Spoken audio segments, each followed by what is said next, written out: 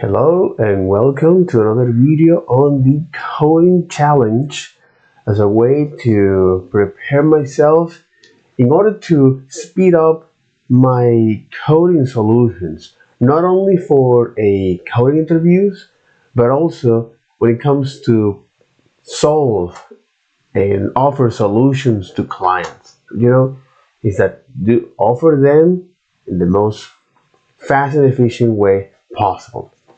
Okay, so far I have done is the plus minus and the mix max sum, these two algorithms. So the first actually took us 45 minutes, and there's some observation on that.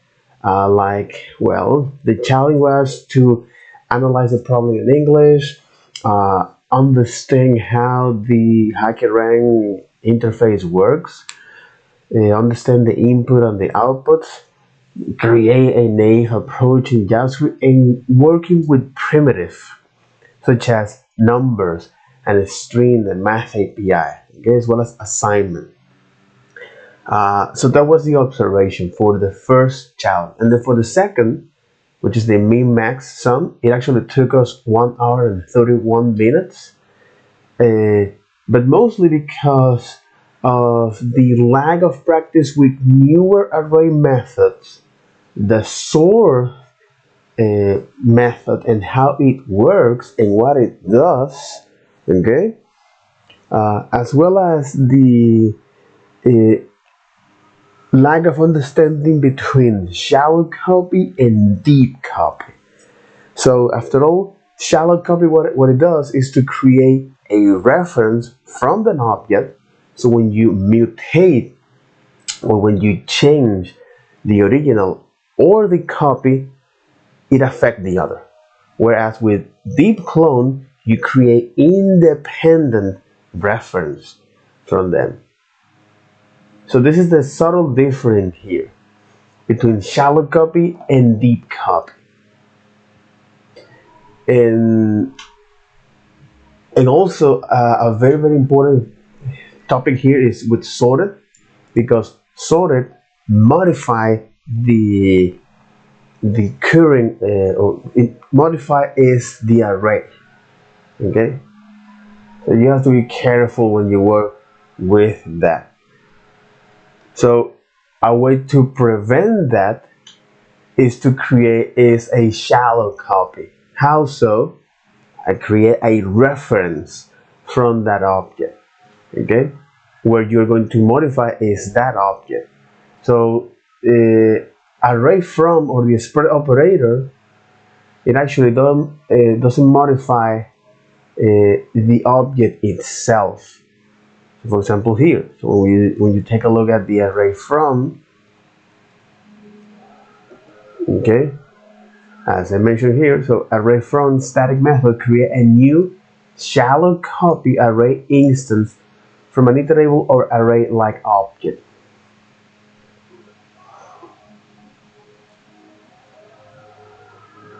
There are also other data structure like map and set, or if the object is not iterable, okay.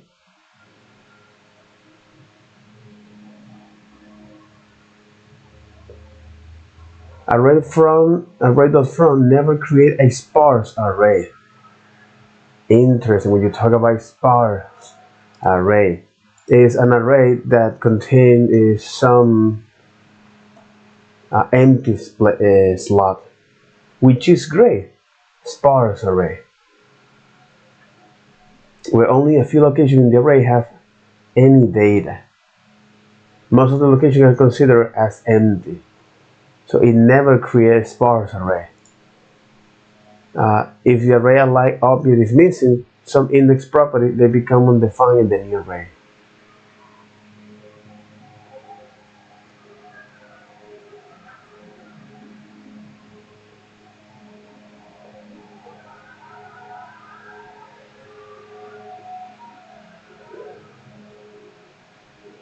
The array from method is a generic factory method, for example, in the subclass here.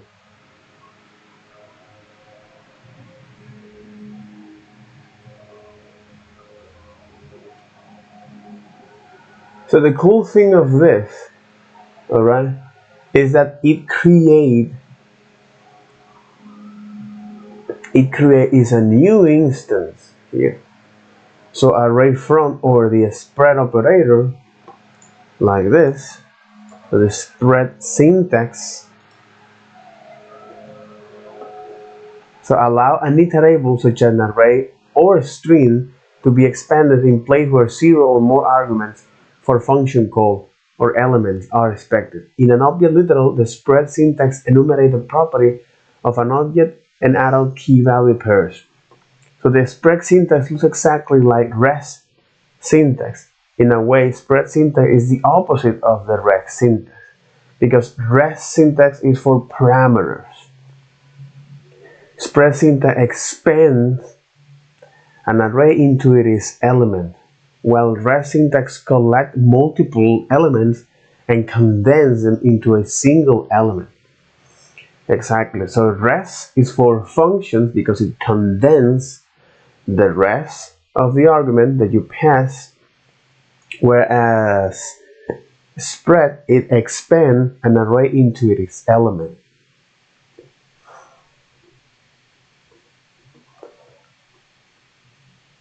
But again, the whole point of this,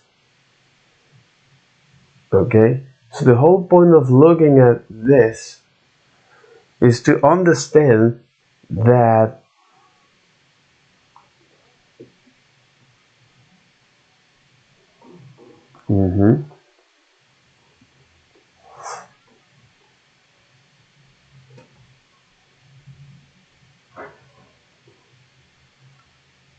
a better way to concatenate, exactly, to concatenate arrays.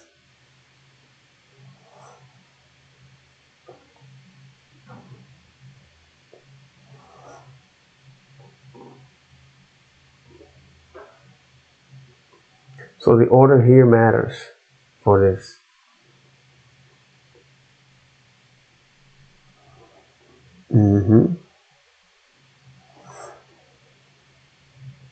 At least for numeric arrays like this.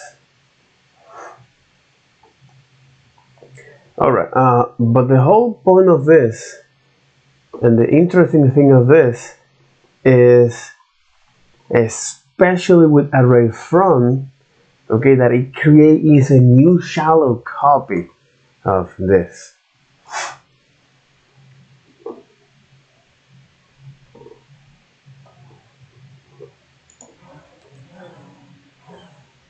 And the shallow copy, as we mentioned, shares the same reference.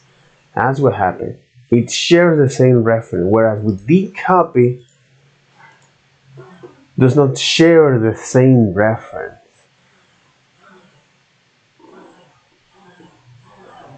In JavaScript standard built-in object copy operations spread syntax.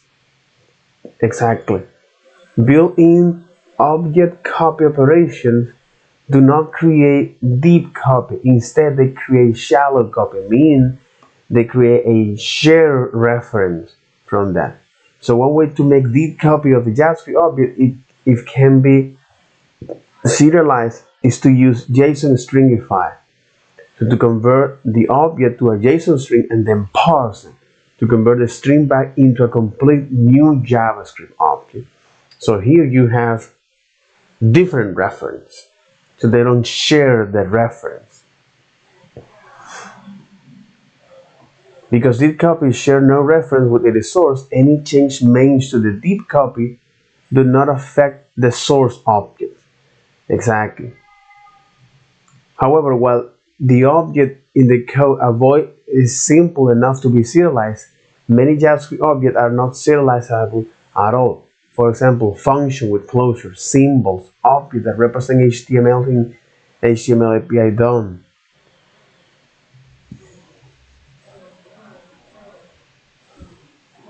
But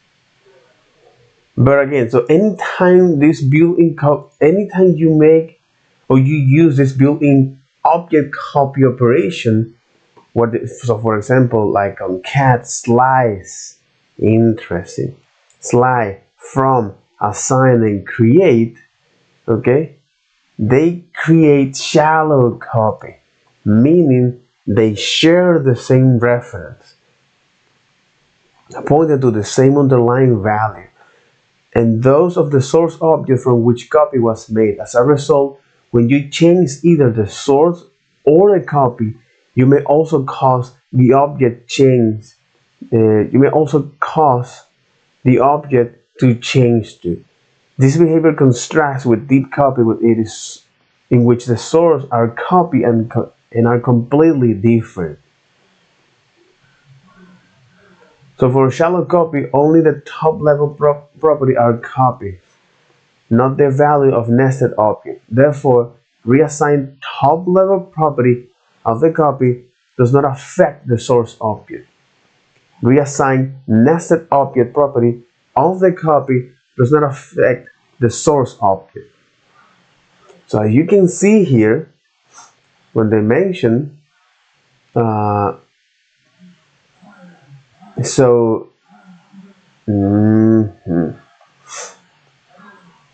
so reassign top level property of the copy does not affect the source object. Reassign nested objects. Reassign nested object property of the copy does not affect the source object. Consider the following example in which an ingredient list array object is created, and then an ingredient list copy object is created by copying that ingredient object. So for example here, so you have this array, and array.from creates this shallow copy. So today's video, or at least this 15 minutes, is to, based on those observations, especially from the string method, based on those observations from the first challenge, which is something that I'm quite familiar with, okay, especially when it comes to work with primitive like numbers and string, okay, and also with the math API.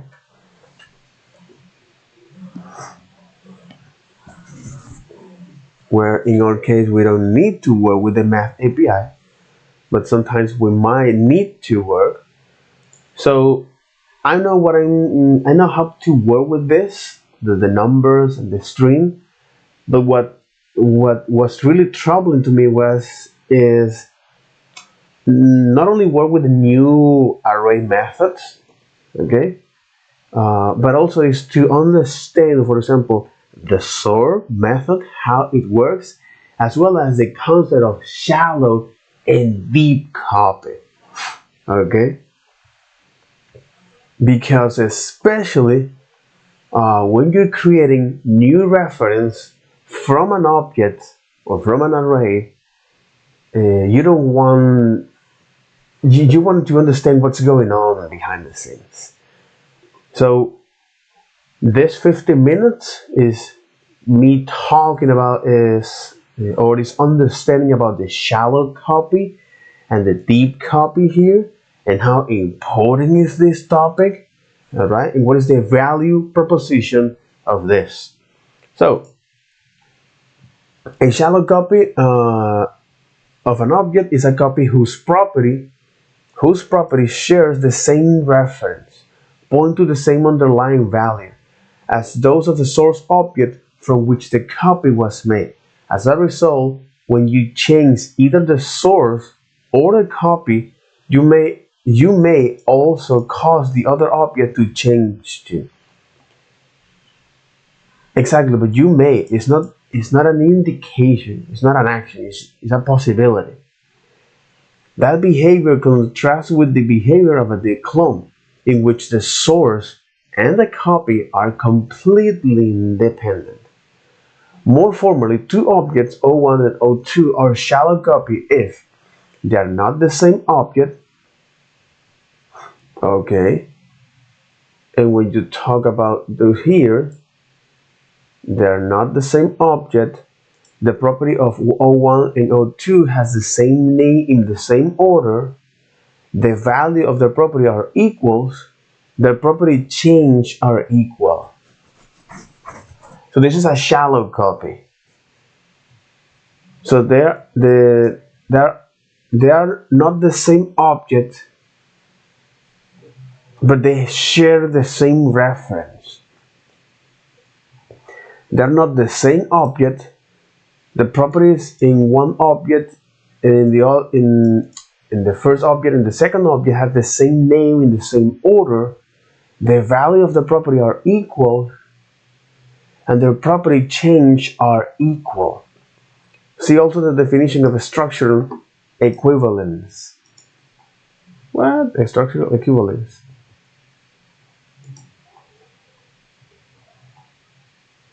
The copy of an object whose property the copy of an object whose property all have primitive value fit the definition of both a deep copy and a shallow copy.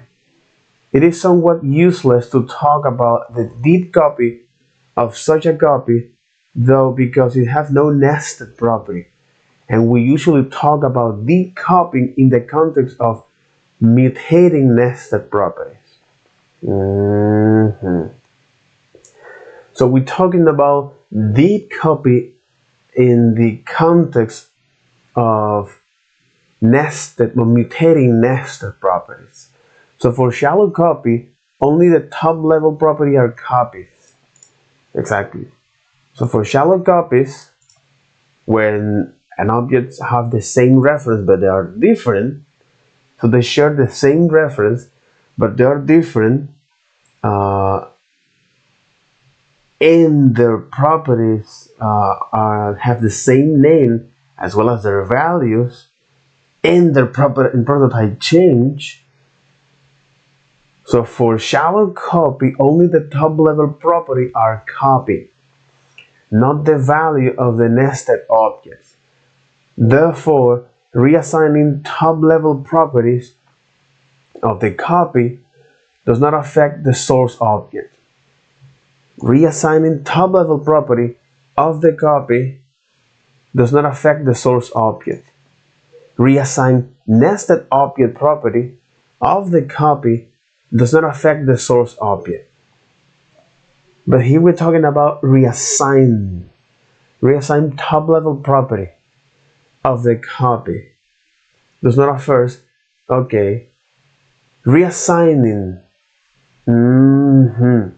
Reassign top level property of the copy does not affect the source object, and reassign nested object property of the copy does not affect the source object.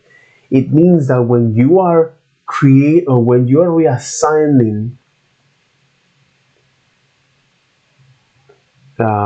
objects, when you reassign an object when you reassign properties here, he's talking about here. When you reassign properties, okay, when you reassign properties of the copy, whether it's at the top level or nested, it doesn't affect the source objects. Makes a lot of sense.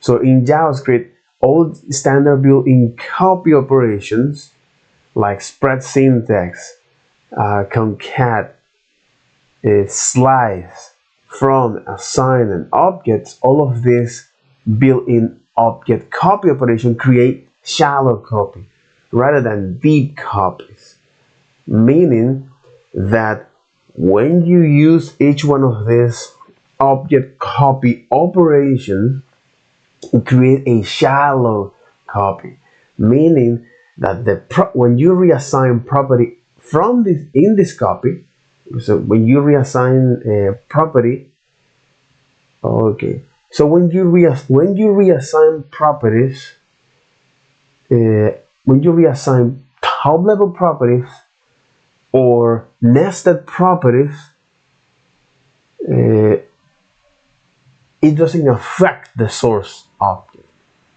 Okay, so that's why when we use array from, okay, it doesn't affect the source object. So consider the following example in which an ingredient list array object is created, and then an ingredient list copy object is created by copying that ingredient list object. Exactly. So here we're using is this built-in object copy operations, like spread syntax is an object copy, concat an object copy, slice an object copy operation, from create another copy, object copy, assign and create shallow copy rather than deep copies, meaning that they share the same reference, okay, but reassigning top level properties of the copy, or reassigning nested properties of the copy does not affect the source objects, uh, even though they share the same reference, at least in JavaScript here. Okay. All right. So reassigning the value of a nested property will be visible in both objects. So it means that ingredient list copy one dot list. If you reassign the value of a nested property, will be visible in both.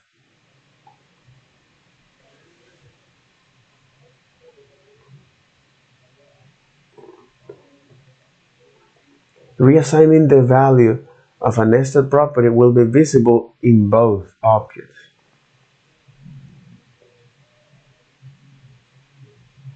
Ingredient list copy. Okay. Reassigning the value of a top level property will be visible in the change object.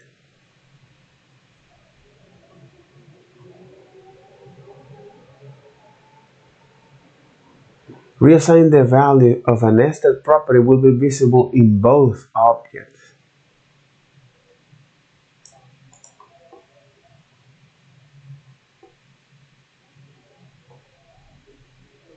And reassigning the value of a top level property, the zero index in this case, will only be visible in the change object.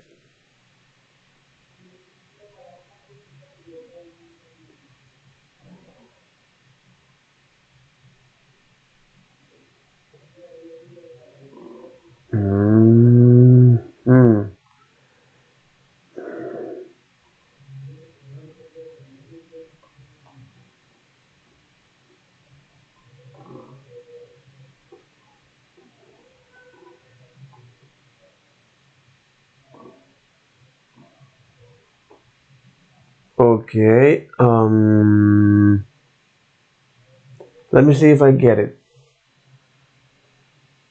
So shallow copy creates, or shallow copy shares the same reference. Okay. So shallow copy shares the same object reference. It is a link to an object. Okay. So object reference can be used exactly like a link object. The concept of object reference becomes clear when assigning the same object to more than one property. Rather than holding a copy of the object, rather than holding a copy of an object, each assigned property holds objects reference that link to the same object, so that when the object changes, all property reference to the object reflect the change. And this is a way to save space. A reference. A reference is an abstract data type and may be implemented in many ways. Typically, a reference refers to data stored in memory on a given system, and it is internal value in the memory address of the data. It as a reference is implemented as a pointer. Exactly. So for these reasons, a reference is often said to point to the data. So other implementation often include an offset difference between the datum's address and some fixes, base address, an index or identifier used in a lookup operation into an array or a table.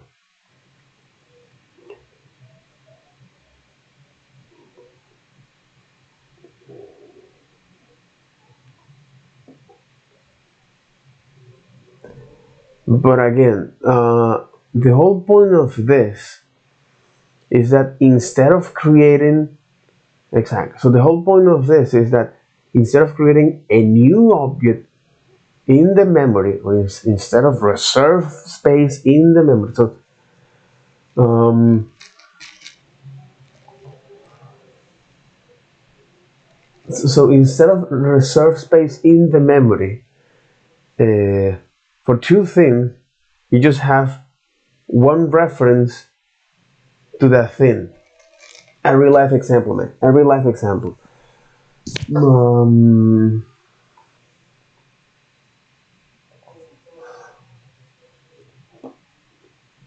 mhm,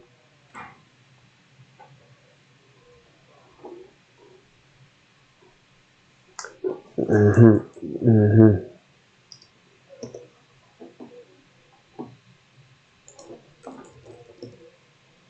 Provide me an example of object reference in the real world.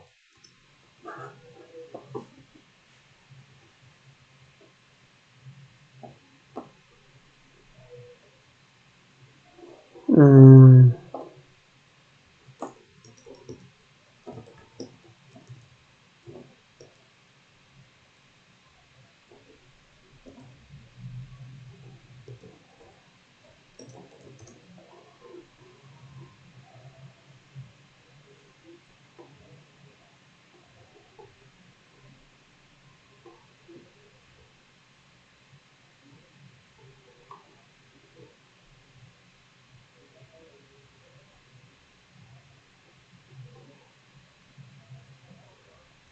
okay, okay, okay.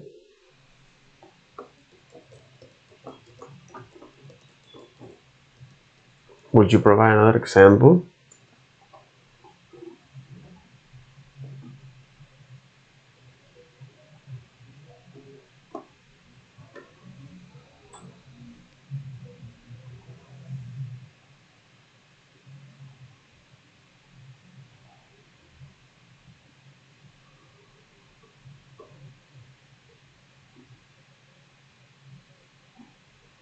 I think that would you provide another example?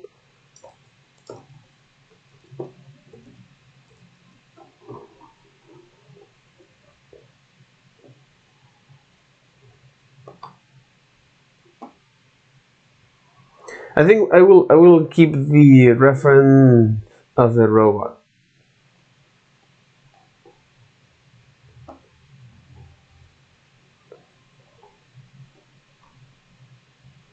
So I think this reference here.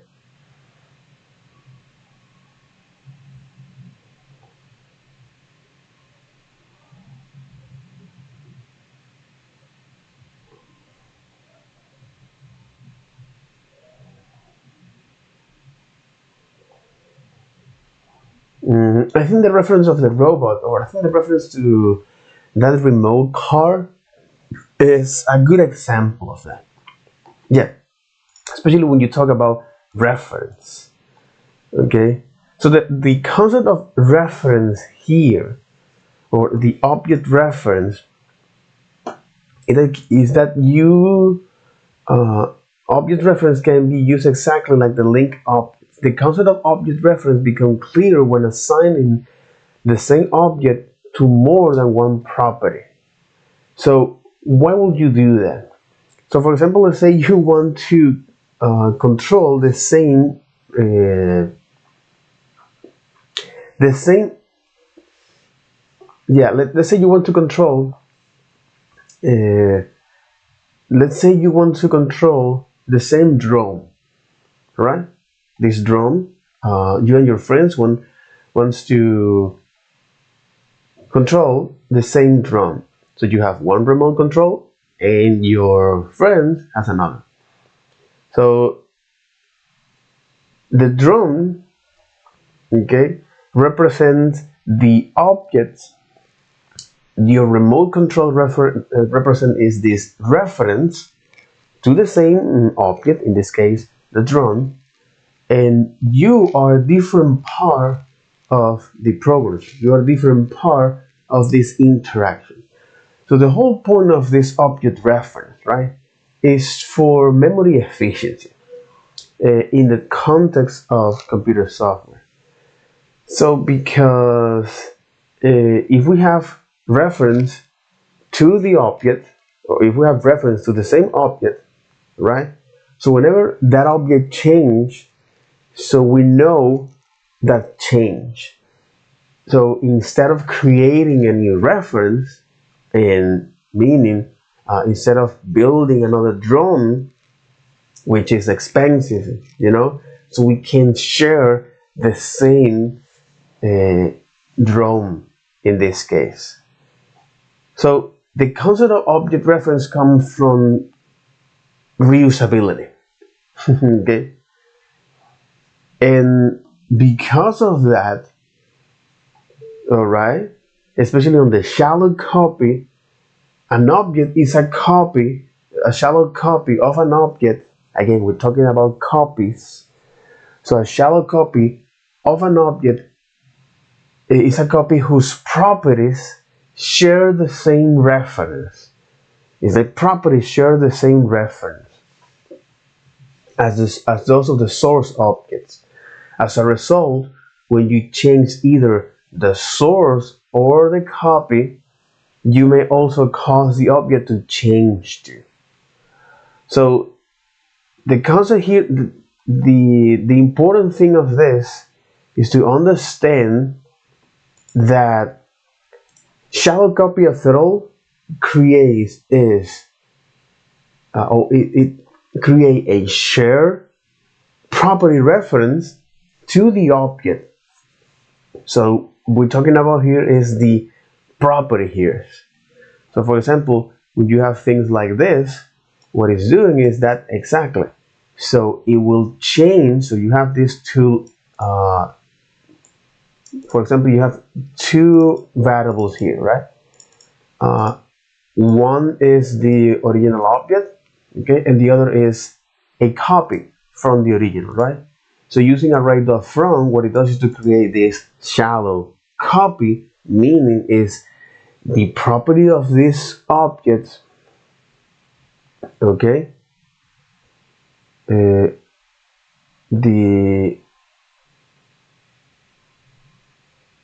exactly the property of this object, meaning that the property of this object here, array.from, the property of these objects that we create here shares the same reference.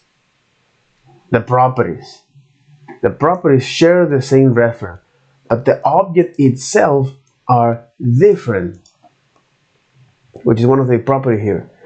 So these two objects are different, but they share the same property names, value, and property types.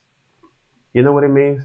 So what you're doing is just creating is a new reserved space in memory for this particular object, but the properties, they are shared. So if the properties are shared, when you add in or when you reassign copies,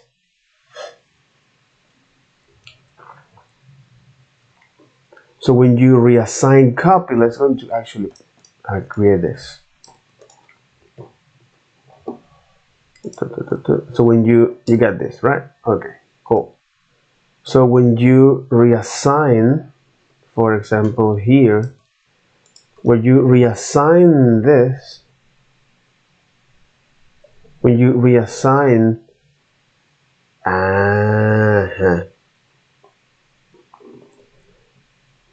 so reassigning nested object property of the copy does not affect the source. So meaning if I do this, okay, and then I want to know the list of copy, okay, the list must be modified. So you have now something called here list, where now it changed. So before we have this list as this X floor and water, and now we change that to rice floor water, right? So we change the value of those property. So because we change the value of those property, and what do we expect? Okay, I expect here that even though they share the same reference, okay, the thing that I expect from the original object is and it's because I modify is a nested property. So the ingredient list should have changed. Rice, flour, and water. Okay, so the original object change for nested properties. So reassign the value of a nested property will be visible in both objects. So you have to be careful. However, reassigning the value of a top level property will be only visible in the change object. That's what it means is this shallow copy. Okay, that's what it means is this shallow copy. For shallow copy, only the top level properties are copied, not the value of the nested object. So reassign top level property. Exactly. Reassign top level property of the copy does not affect the source object. However, reassigning nested object property of the copy does affect the source objects. And you have to be very careful here with this shallow copy. So understanding this difference, especially if you have to face new problems in the real world, is something that you have to be in consideration. Yeah, it's something that you have to be aware of this shallow copy and deep copy. And the way to create the copy, okay,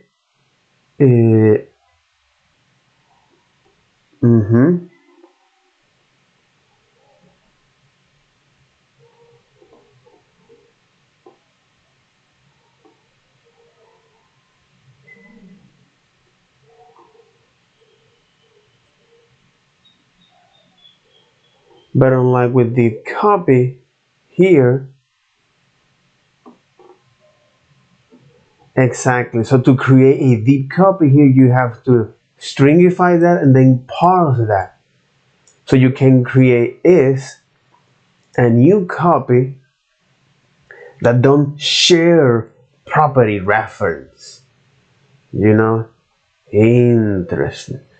That don't share property reference. And this, my friend, is very, very, very important. Okay, so this is the value. Okay, value proposition here.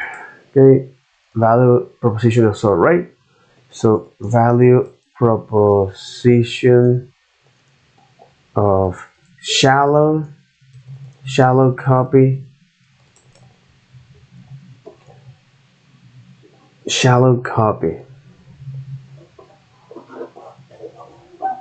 So you have to be very careful here, because this is how internally, especially when you're copying objects from another, this is what you're doing behind the scenes. Interesting. Very, very interesting. So shallow copy, value proposition here. Okay. So you have this shallow copy, and the value proposition is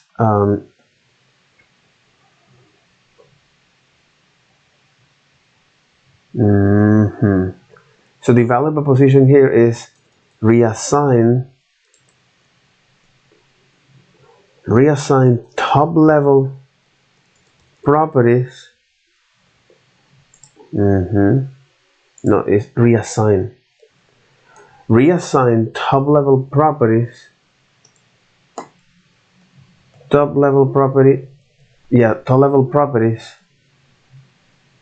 won't affect the original. So won't affect the source object. Reassign nested properties affect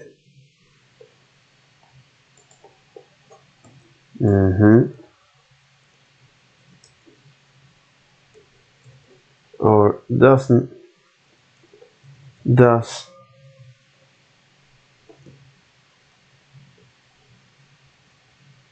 reassign top level property.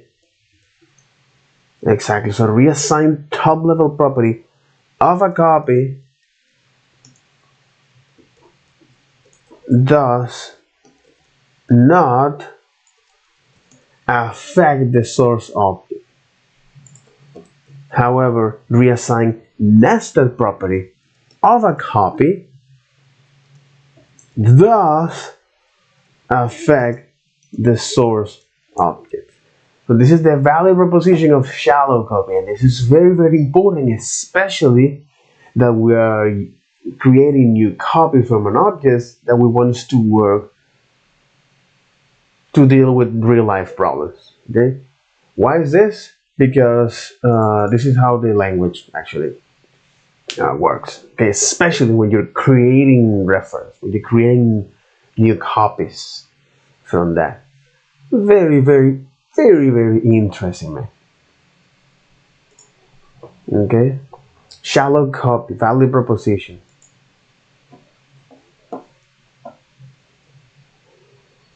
Exactly.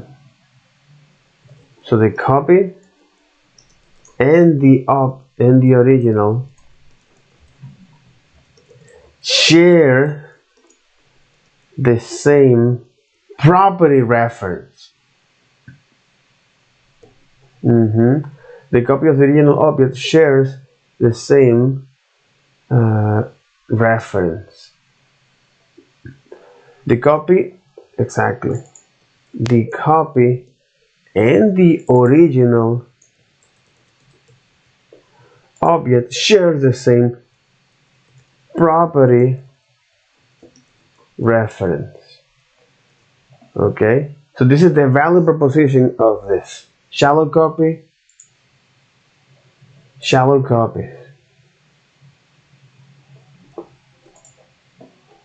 Value proposition. The copy and the original object share the same property reference. Okay, so the object, so the copy and the original, and the source, the copy and the source is, so the copy and the source of the original share the same property reference. Okay, so reassigning top level property does not affect the source. However, reassign nested property does affect the source object. Then you have to be very careful with this. Okay, this is a shallow copy here, value proposition.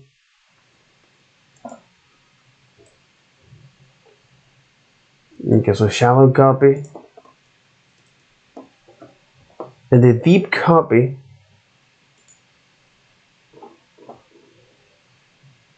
Spread syntax, array, prototype concat. So concat slide array from object assign object create. They create shallow copy rather than deep copy. Okay.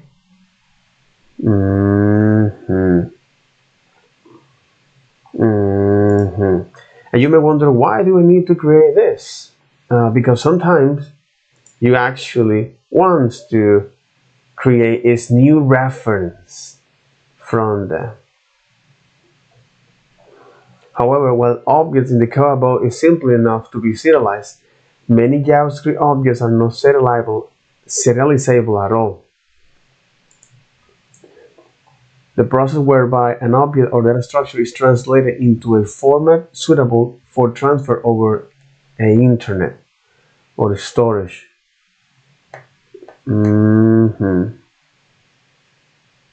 Serialization. So many JavaScript objects are not serializable at all. For example, functions with closures, symbols, objects that represent HTML element in the HTML DOM API, recursive data, and many others. Calling a JSON stringify to serialize the object in those cases will fail. So there's no way to make deep copy of sub-objects. The web API structure clone, but this is a web API from the browser. Structure clone also create deep copy and has the advantage of allowing transferable objects in the source to be transferred to the new copy rather than just clone. It also handles more data types such as error, but know that strong closure isn't a feature of the JavaScript language itself exactly. Instead, it is a feature of the browser and other JavaScript hosts that implement web API. And calling the structure clone to clone a non-serializable object will fail in the same way the calling JSON stringify.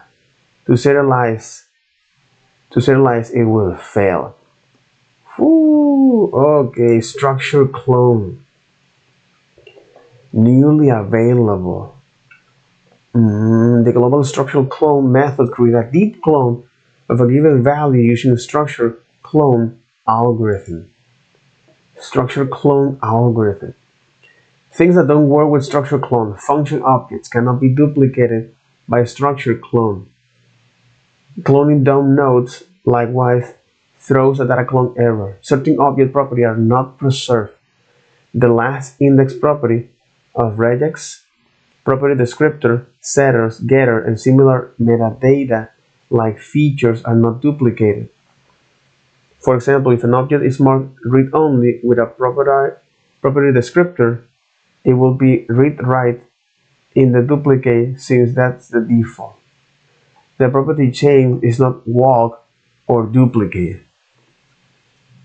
Supported type, JavaScript type array, array buffer, date, number, object, regex.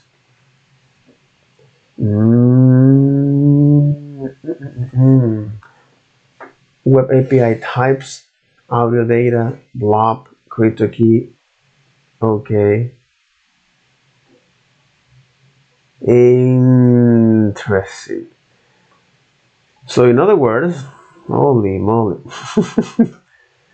So in other words, if you are going if you're going to clone objects, okay, so if you're going to clone objects, all right, so okay, so if you are going to clone, if you're going to create a copy from an object to work with. Okay, if you're going to create a copy from an object to work with,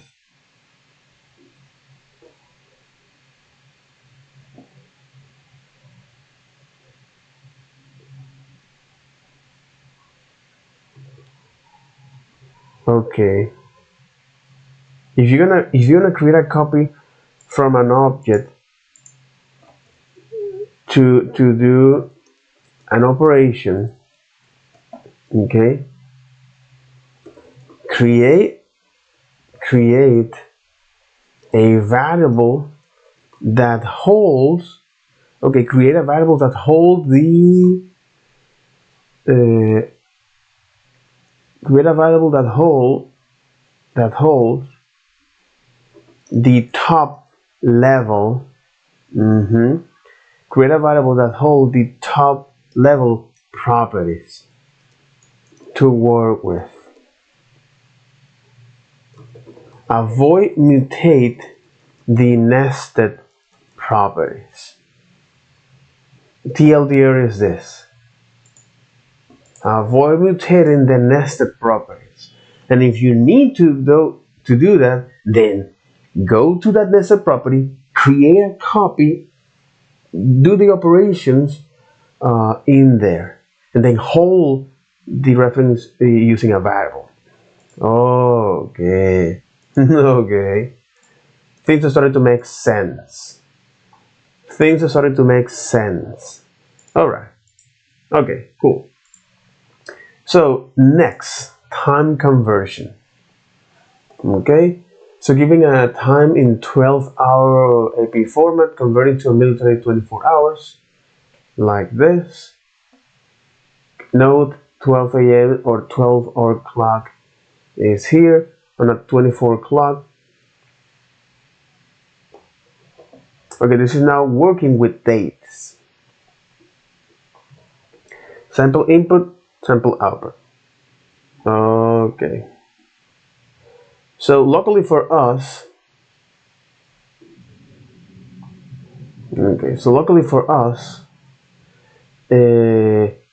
date, like this, locally for us, date, the date object. So we're gonna take here the timer here, timer.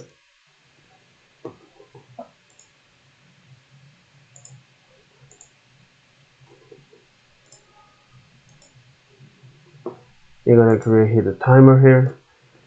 So locally for us, okay, this time conversion is something that date here, date function from MDN contains. So using this, we can transform that.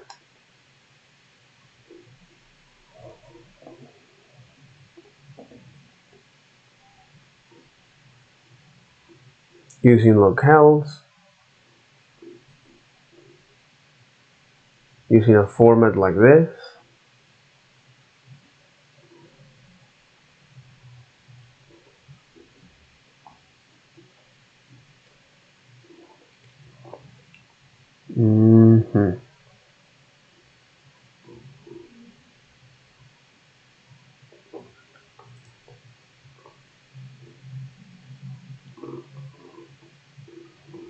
But this is a date in format, date time format, prototype format,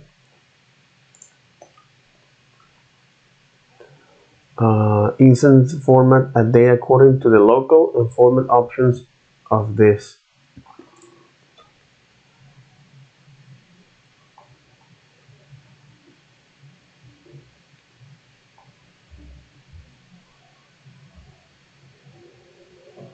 But this is to create a format. Okay. Format range.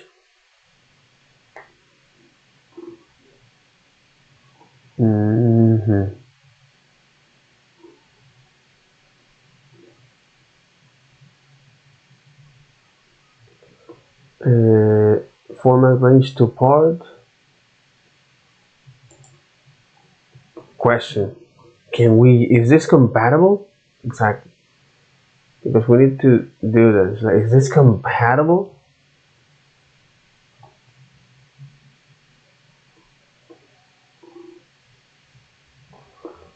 Format to part.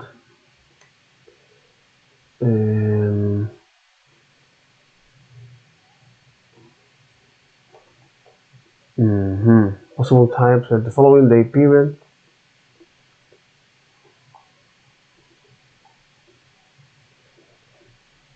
Formats to par. Instance allow local aware formatting and stream produce this. In daytime format prototype resolve option. And then you got is this collider list format, number format, relative time format. But this is time format. What about date?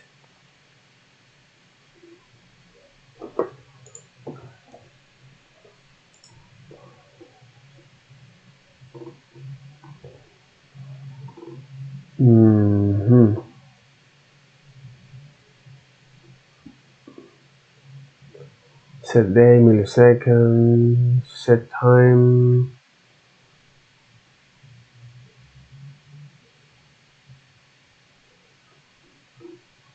Oh, this will give you in the UTC. Exactly. Set time, date now, parse.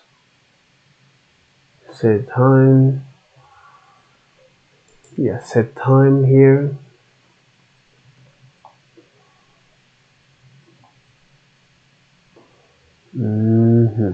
So the input here we're gonna receive is like this. No, 12 a.m. or 12-hour clock is to this, and 24-hour clock is this, and 24-hour clock is this. Complete the time conversion function in the editor below. It should return a new string representing the input time in the 24-hour formats. Time conversion has the following parameters: a time 12-hour returns the time in 24-hour formats.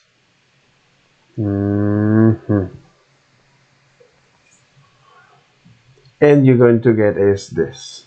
Exactly. This is the input format. AM or PM.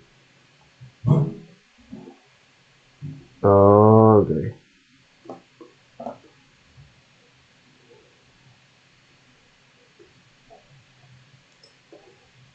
All right.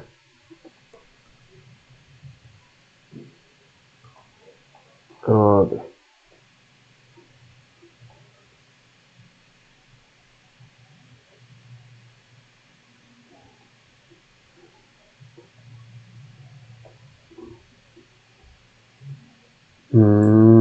Interesting. So you get is this.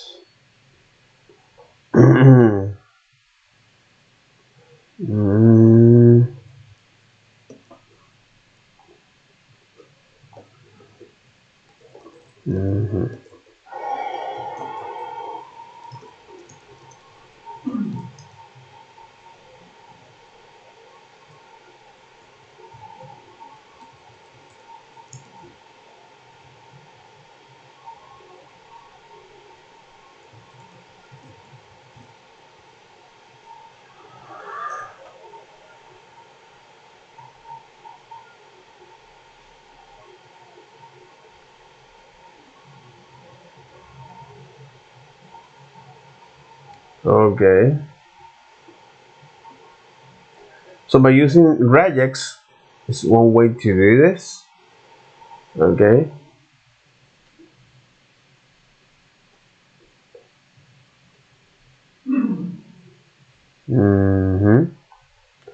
So using regex is one way to do this.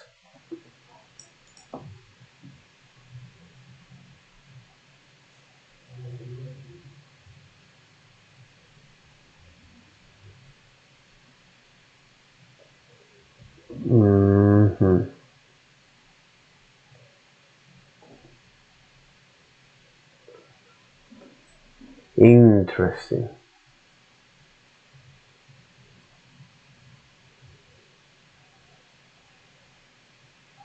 Okay. So yeah, so we can use it some this.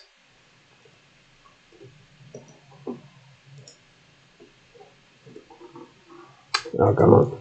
Match MVN. Especially if you read this and you want to follow a particular pattern here. Match Regex.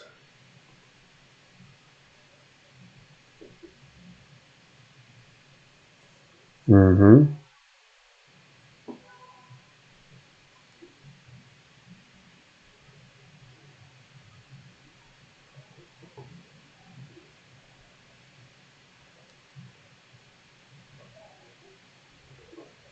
Okay. Interesting. Okay. Okay. Okay.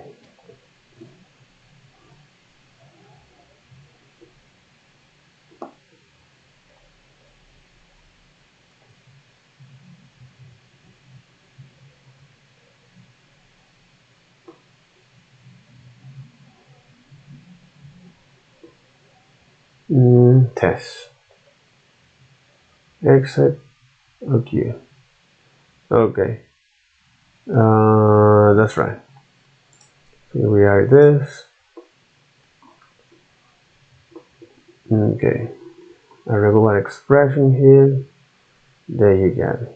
Example using match. The following example match is used to find chapter followed by one or more numeric. The regular expression includes the I flag so that upper lowercase difference will be ignored. Okay. So for more information, see chapter 3.4. Okay. And here you have is the regular expression. So chapter this.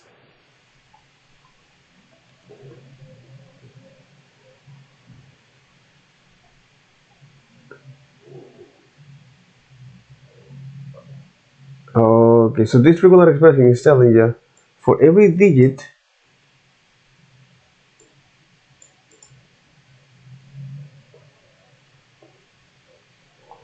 in the match result above, see chapter 24, is a whole match.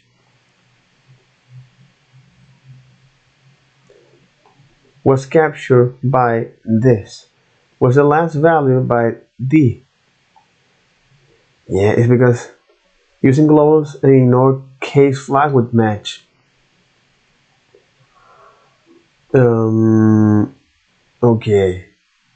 Okay. So, observation. Observations. Here. That's right.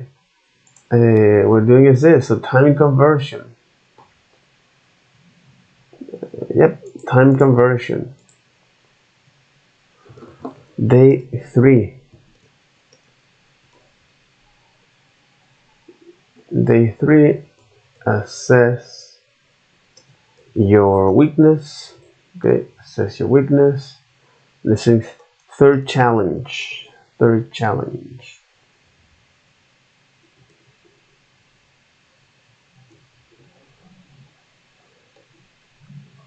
And this is time conversion.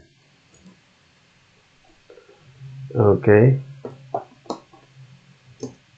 All right. So observations. Observations here. Yep. Observations here.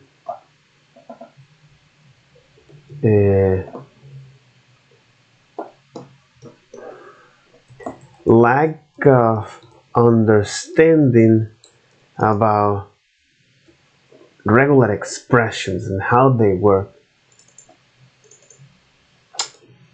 The hell. Okay.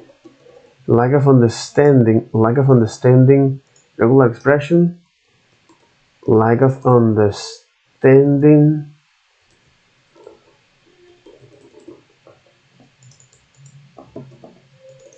regular expressions, lack of understanding, match method in string. And again, this is very crucial in a string, in JavaScript, string. Okay, okay, okay. All right. Okay, cool. This is a huge observation here.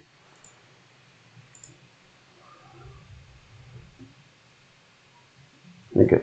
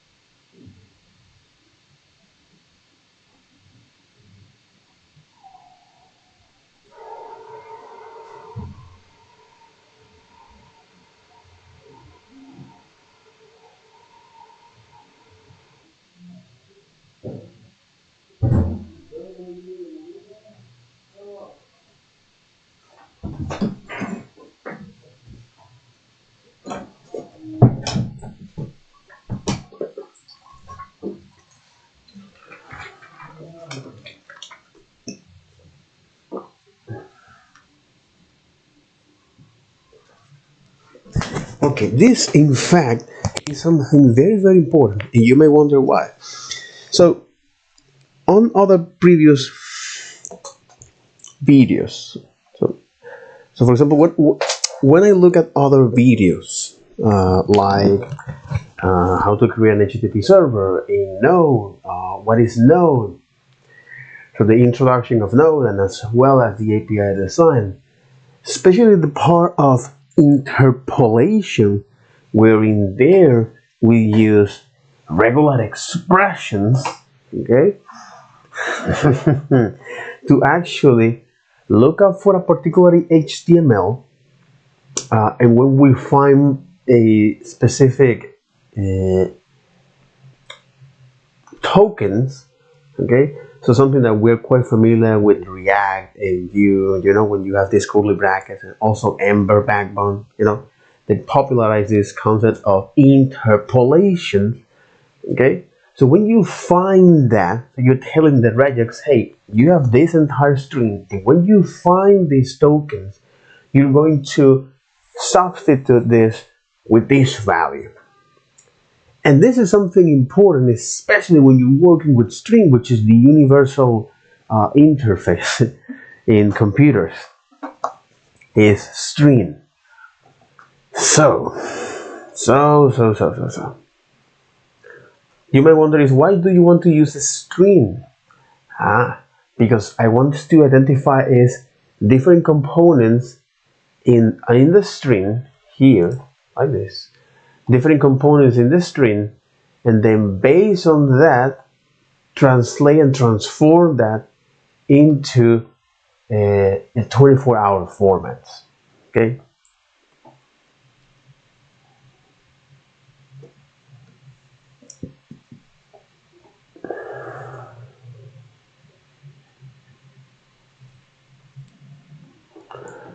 So,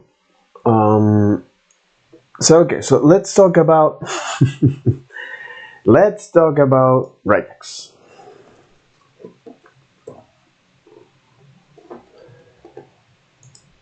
And Regex. All right, let's talk about Regex. Hey, The regular expression object is used for matching text with a pattern. Period.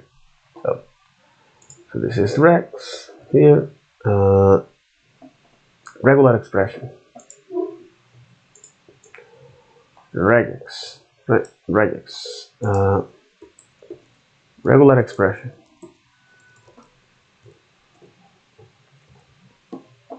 The regex object is used for matching text with a pattern.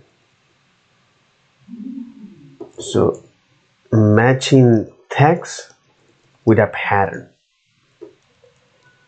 Okay. So for an introduction to regular expression, read the regular expression chapter in JavaScript. This is not? Okay. For detailed information of regular expression syntax, read the regular expression reference. This is regular expression, okay, detail.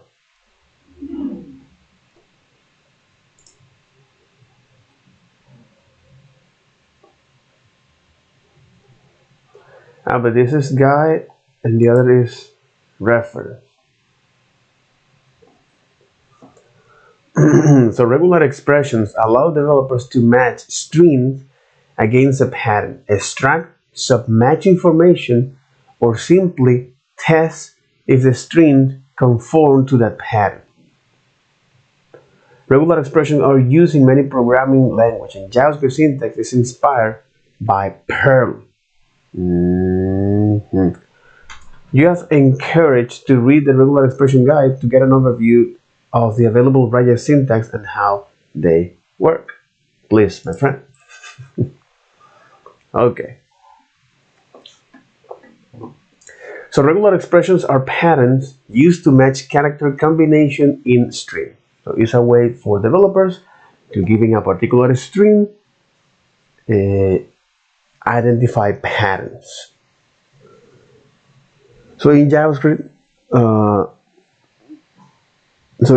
regular expressions are also objects.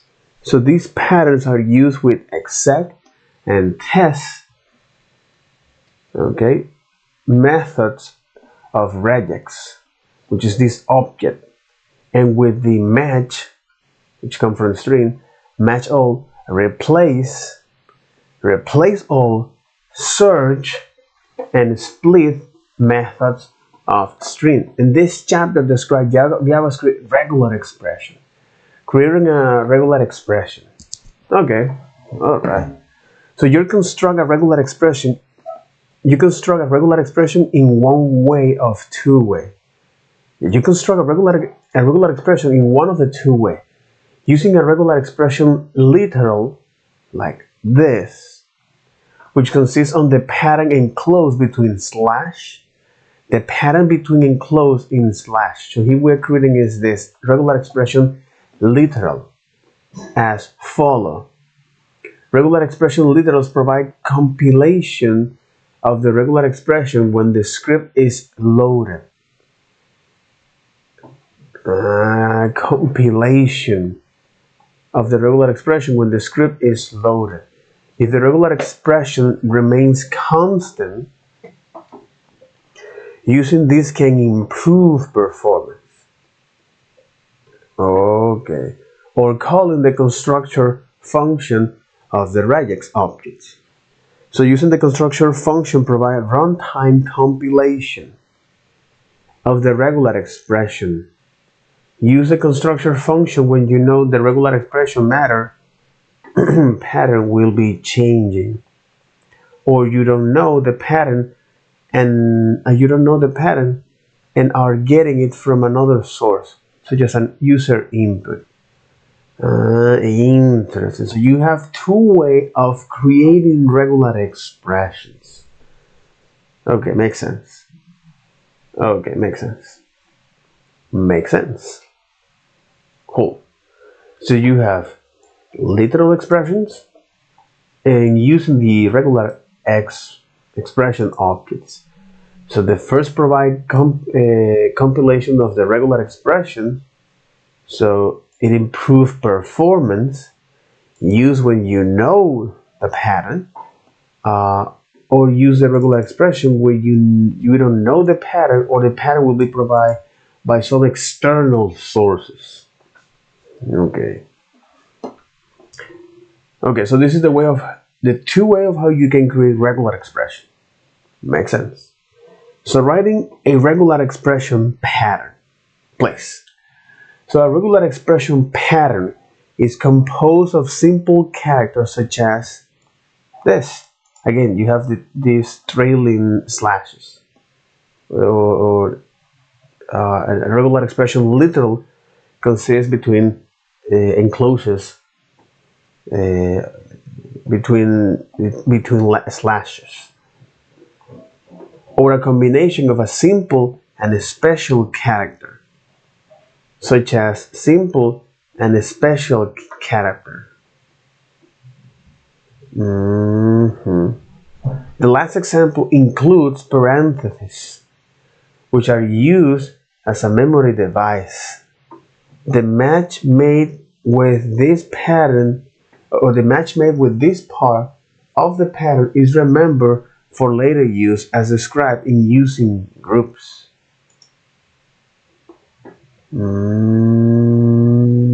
Using name groups.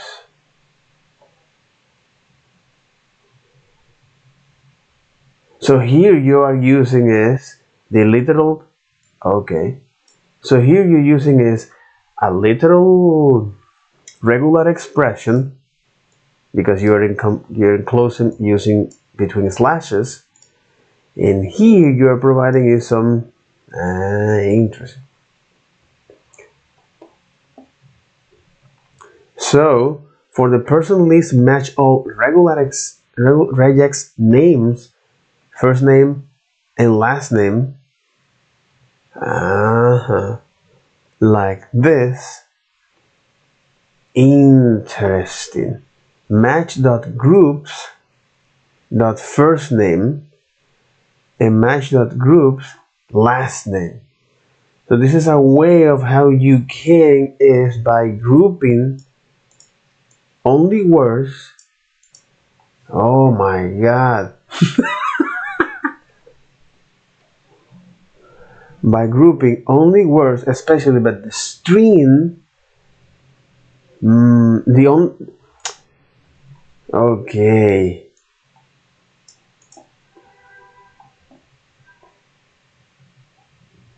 All right. Holy shit. Holy fudge. Okay, using groups. Awesome. Using name groups. I think using name group is way much more friendly to developers. Oh my god. Okay, going back. All right. So using simple patterns. Simple patterns are constructed or characters for which you want to find a direct match. For example, the pattern slash ABC match character combination in string only when the exact sequence occur. All characters together and in that order, such as match, will succeed in the string. Hi, do you know your ABCs? Exactly, but this is for simple patterns. Using special characters. So when the search for a match requires something more than a direct match, such as finding one or more bees or finding white space, you can include special characters in the pattern. For example, to match a single A followed by zero or more B's followed by C's, you have used the pattern AB,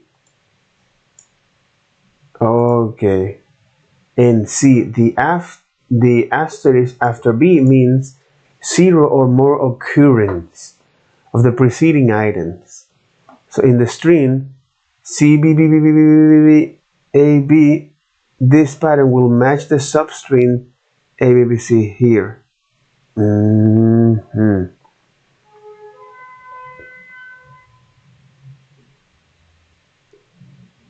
Mhm. Interesting. Interesting. Interesting. Interesting. Oh my god. Okay. All right. Okay. So, after all, regular expressions allows developers to identify patterns, identify patterns in a string, so we can work with them, so to do something. So this is regular expression. But particularly in JavaScript, you can have two ways of creating regex uh, expression, or regular expression, by using the regular expression literal, okay, between slashes, and this is good for uh, improved performance, or the regular expression objects constructor method, okay, or calling the constructor function regex object, okay, where you want to do when you want to match particularly pattern, when you want to match a string pattern dynamically. So some external source will provide that, a user input, uh, or when you receive the response from another server, okay, that kind of thing. Okay, okay. But after all, regular expressions are pattern used to match character combination in a string. Okay, this is very in Jesus. This is the fundamentals here. Regular expressions. Okay, so you have two ways to create this, and now here we want us to use a regular expression pattern, writing a regular expression. If you're familiar with the form of regular expression, you may also read the cheat sheet for a quick lookup for a specific pattern construct. So you can use using a simple pattern like this, meaning you want to find a direct match, or using a special characters. When the search for match requires something more than a direct match. So when you want to search, uh, when your search requires something more than a direct match, such as finding one or more bees, finding white space. You can include special characters in the pattern. For example, to match a single A followed by 0 or more B's followed by C's, you use this. So for example, this, okay, you want to use this? Cool. So here you're telling to the regular expression, to this matching pattern, or to this regex literal, or regex regex literal. Hey, I want you to match this pattern, and whatever occurrence, so no matter the amount of A and B, you can have 0 or more than that preceding a C, because the A, B, B, B, B, B, B, C is a match. So the following page provides a list of different special characters that fit into each category, along with a description and example. Assertion guides. Assertion include boundaries which indicate the beginning and ending of line of words. Another pattern indicating in some way that a match is possible, including look ahead, look behind, and conditional expression. Character class guide.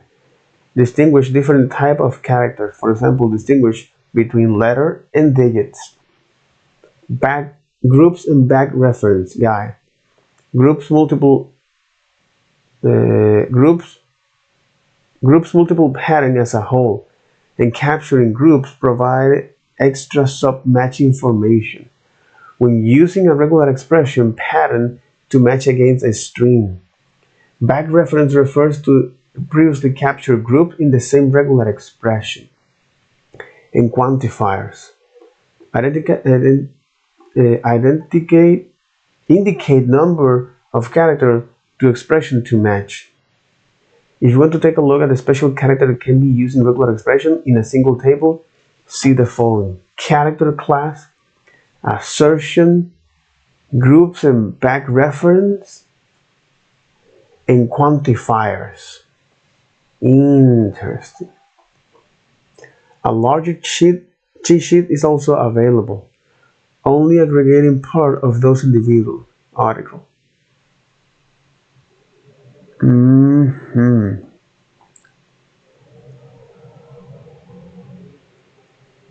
Very, very interesting. Using parentheses.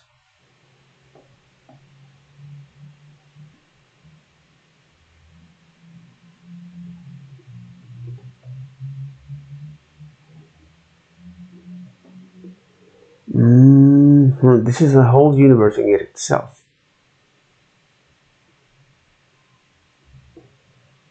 Similar to C.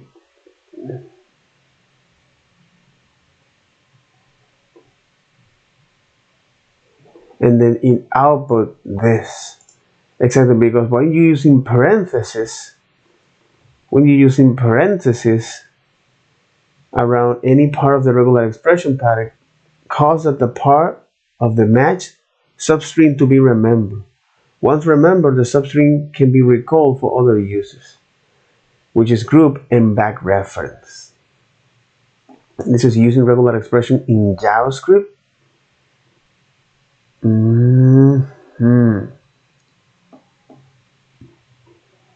Interesting. Very, very, very, very, very interesting, my friend.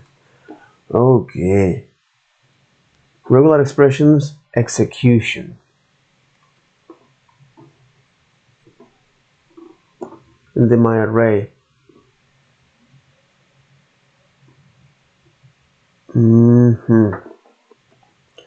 So forever B, or for every occurrence of this, globally, okay, you're going to get me is the number of occurrences as a length. Okay, the number of occurrences of this particular pattern. Interesting. Meaning that no matter the amount, one or more, exactly, followed by D and D. So for example here, you find is this.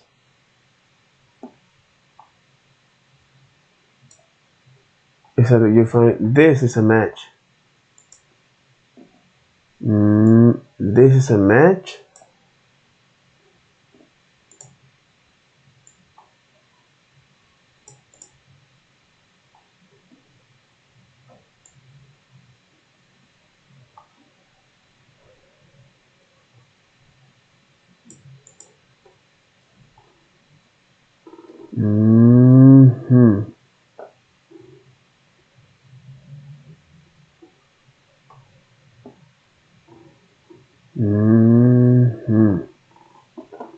Interesting. And quantifiers. Okay, special characters here. Assertion. And group and back reference. Quantifiers. Okay. Okay, let's go to try to give some order here. Okay. So far this is regular expression. So regular expressions allow developers to, match patterns in a string. Okay, and they're helpful and powerful because it allows to giving a particular string to identify things. An example of that is, for example, this is useful in interpolations. All right. Okay. So when you want to identify certain part of the string and then populate that or retrieve some data from that. The interpolation means that you interpolate, you adding a variable value to a string. So here one is to extract that. Okay. Okay, using simple patterns for this. Using special characters for this.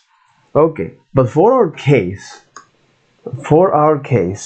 we want something called like group here's and back reference. Okay.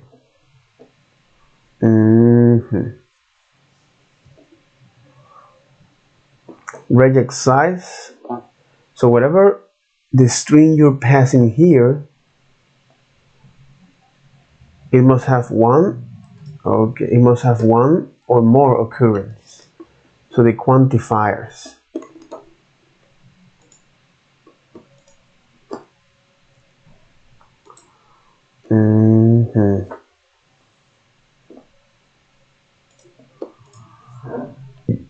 So whatever digit you find here,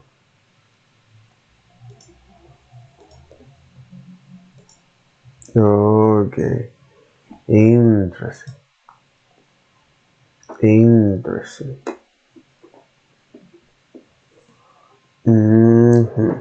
So whatever digit you find here, okay, awesome. Yeah, so whatever digit you find here, you're gonna get me that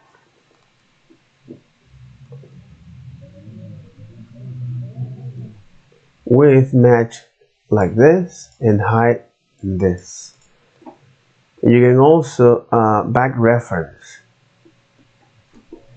find duplicates in image description. Yeah, find duplicates like this. So if you find a word, and here you got all of this kind of things, assertion,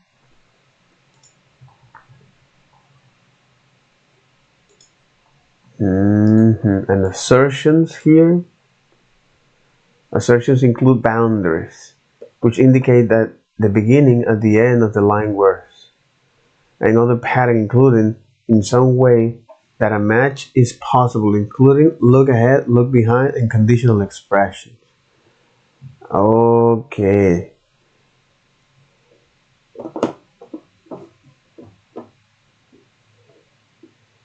Match regex last word.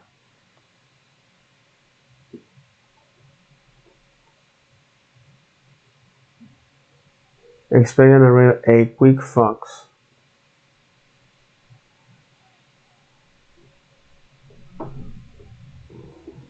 Match the end of the input.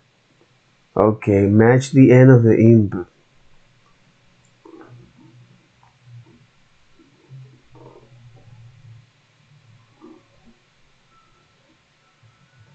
Match a known word boundary. Match a word boundary.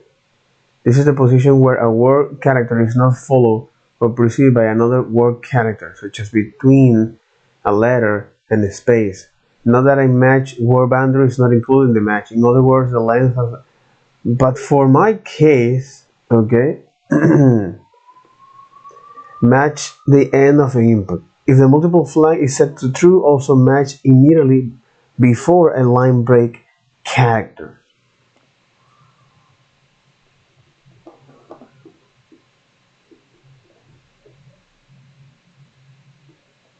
Match the end of an input.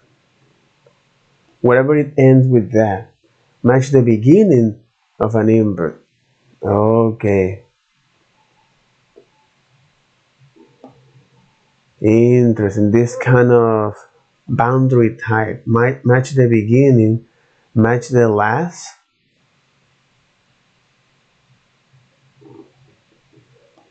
Okay. Matches a word boundary.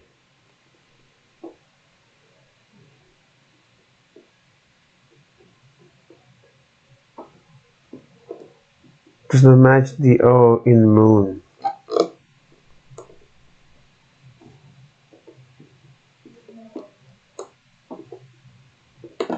Matches the O. Okay. Match a word boundary.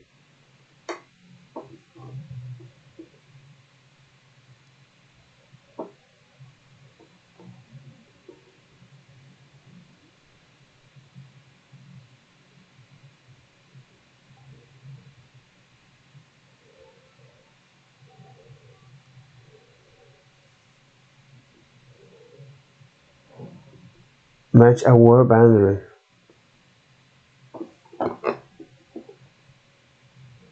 Match a word boundary. Match a word boundary. And then you got is the assertion. Look ahead insertion, negative, look ahead assertion, look behind assertion, negative here, general boundary, type, overview example. So here you're telling is, hey, you're gonna match the beginning of the input. Okay, you're gonna match the beginning of the input with something called T. I don't know what the hell is T. Okay, gene. And you're gonna replace, okay, whatever first word you find with gene.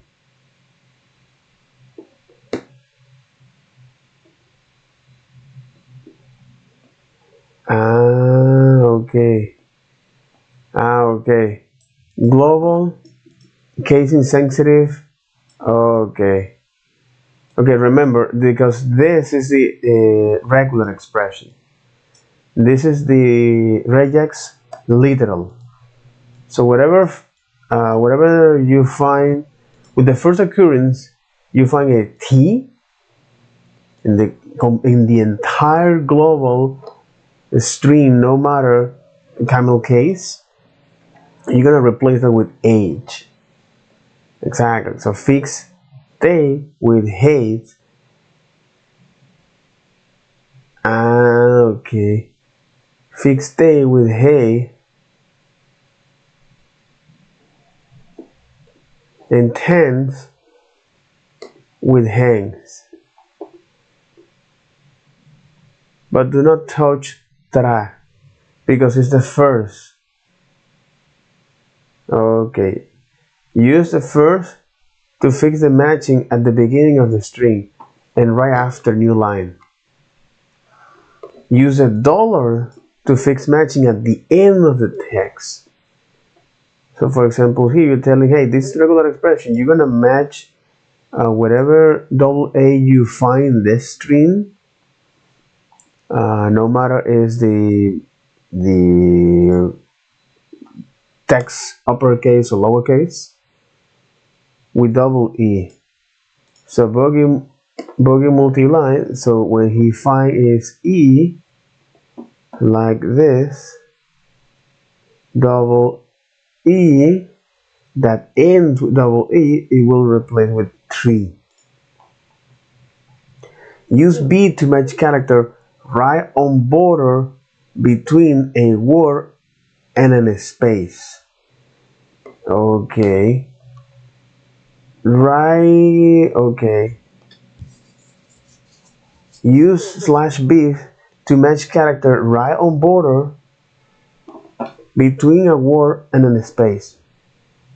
Right on border between a word and a space. So here you're gonna use the assertion B, which is an assertion B, so meaning that match a word boundary.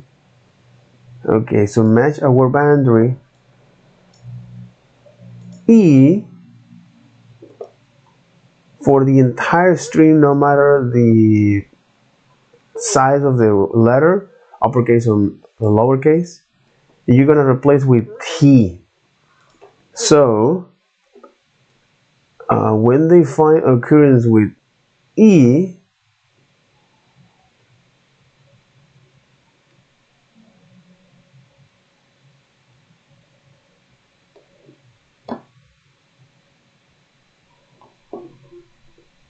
but do not touch light because they are not words, which because they don't have space between that. Use /B to match character inside border of an entities.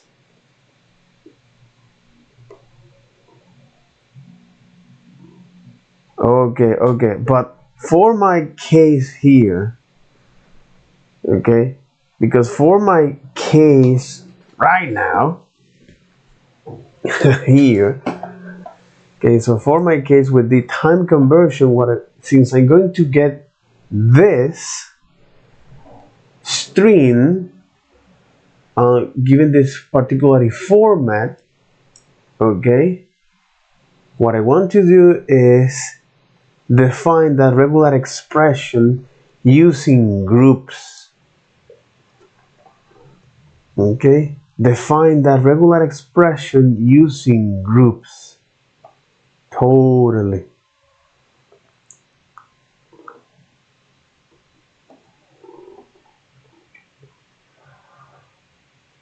Define regular expression using groups for that. Okay, completely. Okay.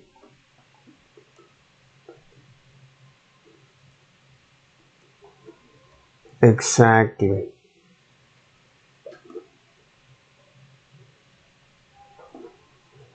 But to give groups to this, okay, so I want to use group and back reference here. Name capturing group matches X and store it as group property. Num capturing group where n is a positive integer, a back reference, and a name. Name capture group. So for example here, this is a group capture using name groups. Using name groups.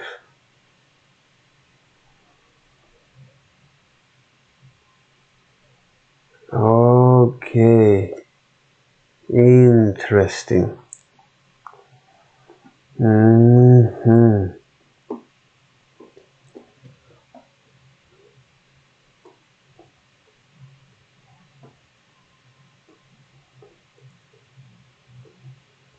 Okay, but in my case I want to do this, for example,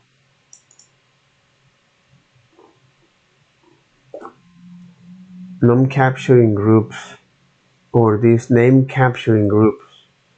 Yeah, I want to use this name capture group. Name capturing groups. So we're gonna do this. So since we're receiving is this string, okay, and this is counts time components, okay, we're here in the time components. We're gonna receive this, okay, but for elements,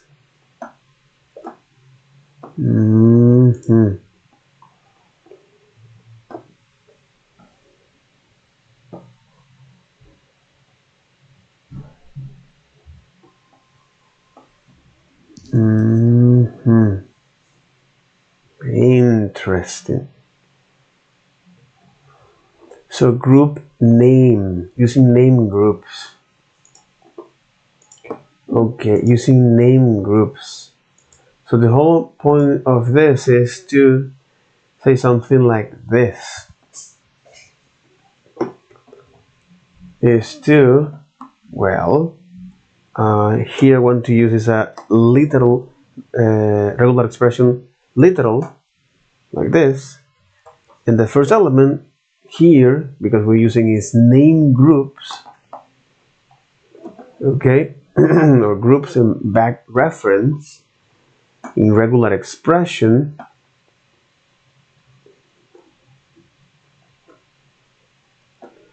Okay, name groups, the way to you define this is like this. So in the regular expression, when you are able to detect that, you say this will be called our, and it must be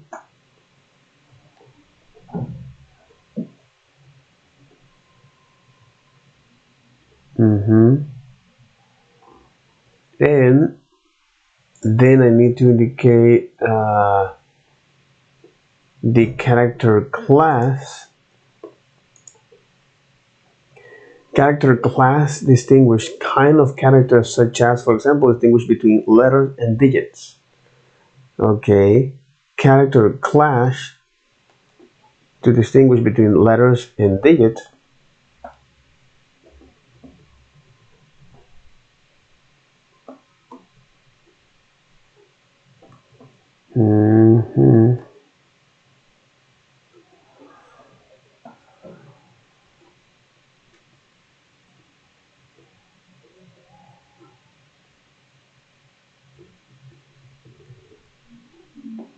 Between digits and letters and digits.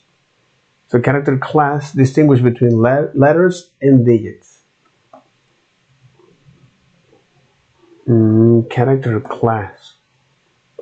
Match any digit. Match any digit that is not digit.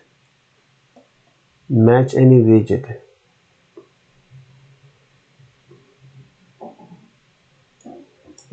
Here, match digit, character class. Exactly. Match digit.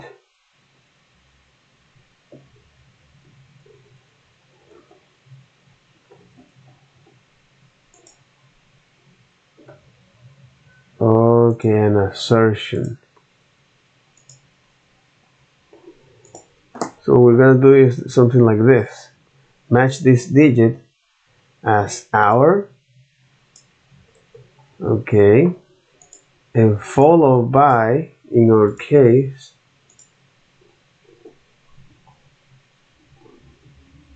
I think it's this, and then followed by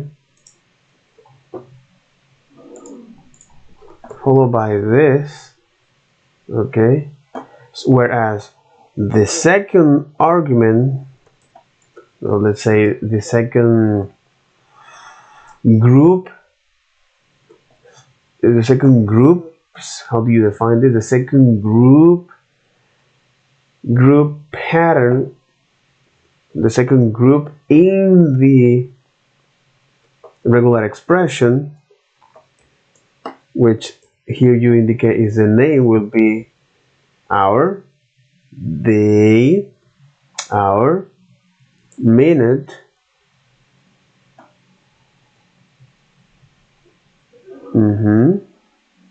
and I want you to make this as so this indicate that this is match this digit, okay. If this is a digit, match this, so get that, and assign minute as a group reference, followed by the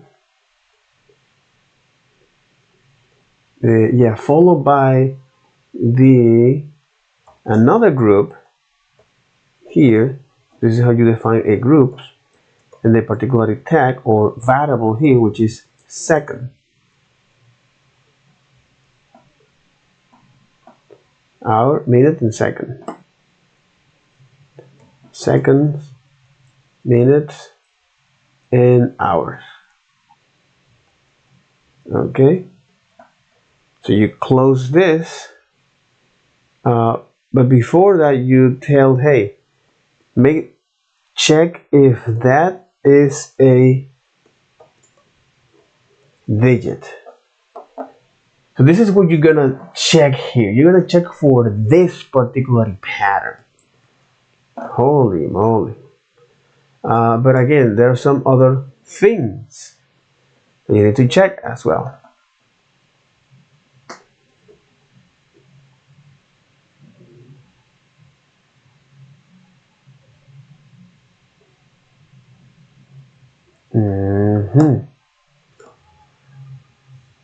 And then you also need to check for another group. You also need to check for another group here.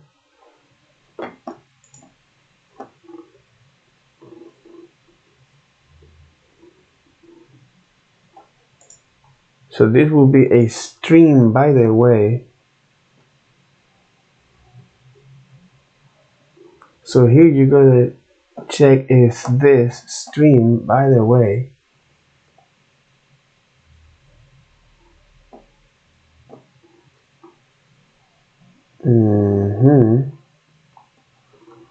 okay, this is part of the character class. So a character class match any one of the enclosed characters, match any one of the closing character here. Okay. Match any one of the enclosing characters here. Meaning, I want you to match this enclosed character, whether it's PM or AM.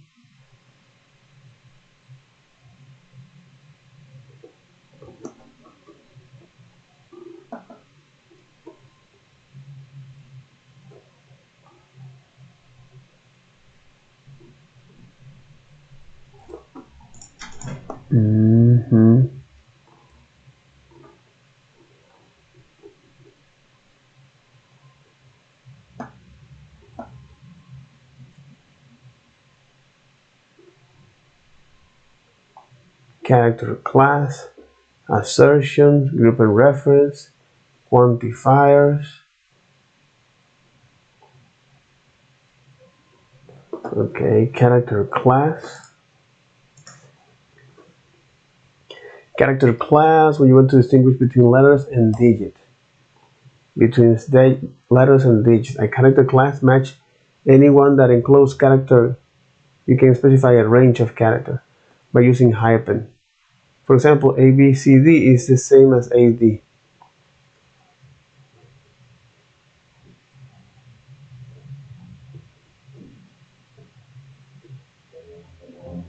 Negative complement characters. Okay, now the character may also indicate the beginning of an input. Okay.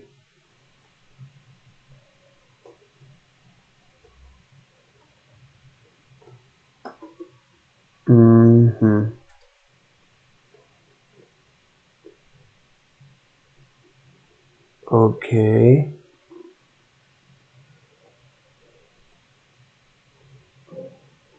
Disjunction. Match either X or Y in each component separated by a pipe. It is called an alternative. For example, green or red. Match green in apples and red in apples. A disjunction is another way to specify a set of choice, but it's not a character class. Disjunctions are not atoms. You need to use group to make it part of a bigger pattern.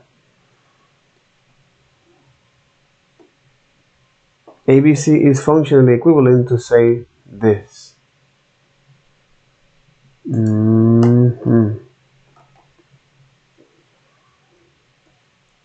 So where you have this. You have to make them equivalent to a pattern. Mm-hmm.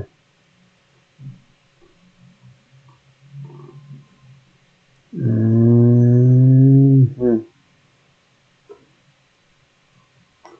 So okay, so you have, if you have to create that pattern, okay, exactly. So you will have to tell is, well, because we are constructing is this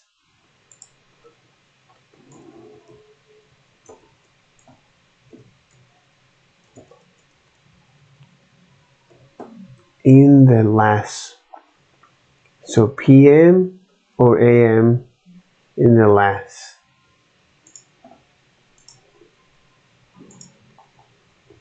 In the last assertion here. In the case of assertions.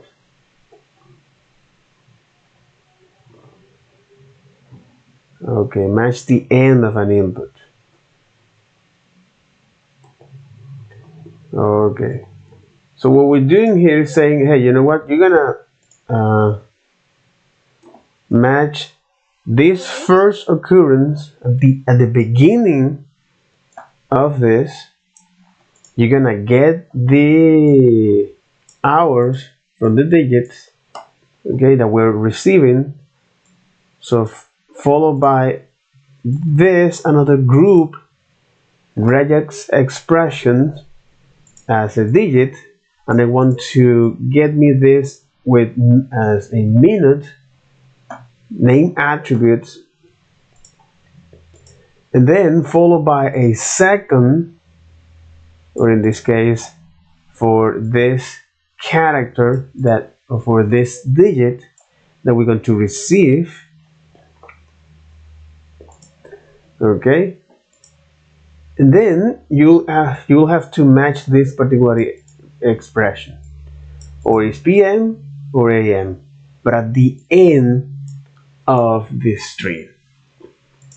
So in other words, I would like to know what in the F is this actually getting. So time component here for this. Let me run the code here. It's a wrong answer. No, I get your output. No input. Standard here. Oh, of course. Because I didn't I didn't apply that. So this is the time regex. Okay, time regex, and here we're gonna do is the well, time component from the string that match is time regex. So now I want this to print this. No. Okay, is null. So the string, I call this match and passing this regular expression. So it tells me that nope, there is no match here.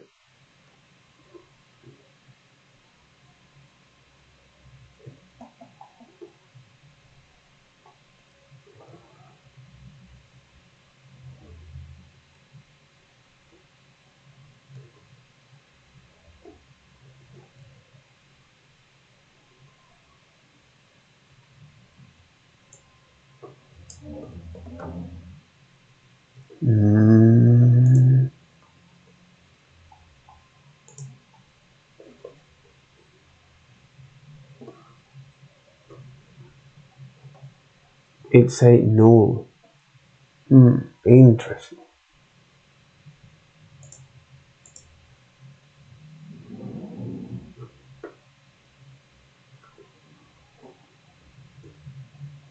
It says null.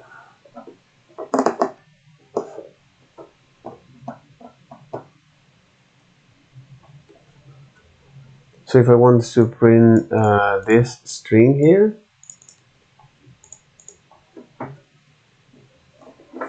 so I'm getting is the string.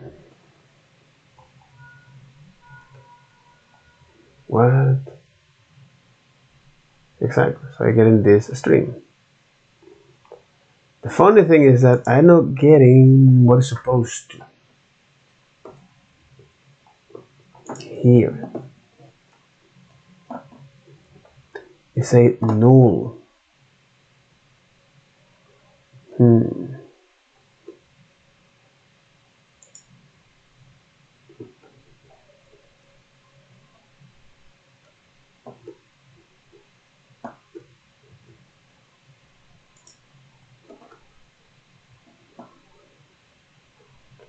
And the other is this. The quantifiers.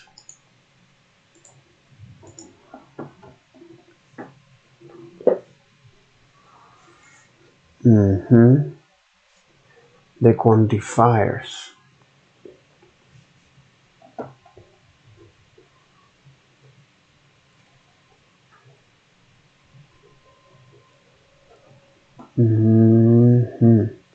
Match the preceding item X one or more times. Match the preceding item. Match the preceding item one or more. Match the preceding item one or more. Match the preceding item one or more. Okay. 0, 05, 45, PM, index 0, input, and groups. Interesting. Holy sh.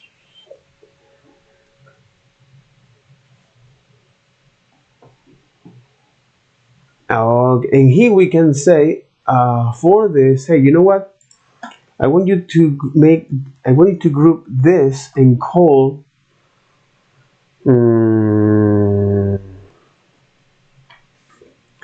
wanted to call is meridian. Meridian. Okay? And I want you to call meridian. So if I run this, I'll get the meridian. So holy shit. This is also very powerful in a way. Yeah? Because here you're saying, hey, you know what? I don't even need to do this as well, you know? Because the string actually get what it's supposed to. It's just a way to indicate that. Because we're matching is the entire string to follow a particular pattern. That's what we're doing here. We can indicate that look at the end of this string, this particular pattern, PM and AM, and they must match 2. Okay. And at the beginning, look for this particular pattern, so any digit 1 or more before the column here, okay, makes a lot of sense. And you also want to group this pattern here of digits and assign an attribute called minutes. You also want to match any digit after the column and assign then an attribute called second for that. So this is something interesting, especially very good for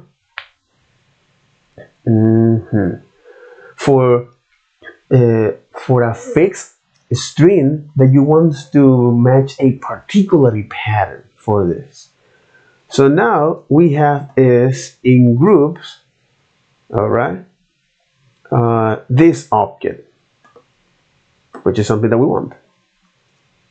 So we can do something like this. So we can say is time component. So here we can say is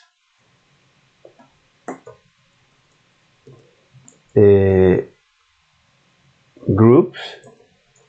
Okay, so extract groups, which is an object by default that it creates when you generate this match. So you got these groups. Okay, from the time component, in here we're gonna get is from the group is hour, minutes, seconds, and meridian.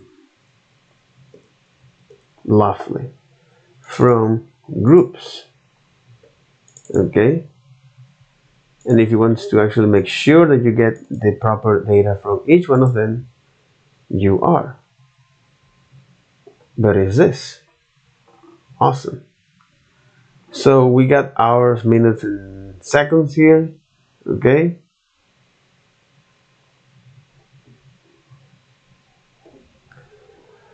So that's right. So note, 12 p.m. on a 12-hour clock is 0000. So is this. Okay.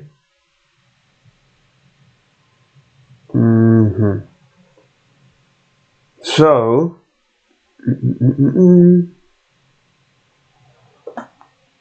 so now that we get this type of data, we have then as a string. Okay. We can now check the meridian. Okay. If meridian is equal to AM,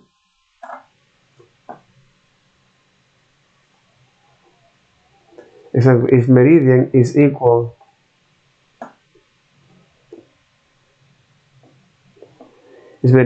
to PM, what we're gonna do is add that.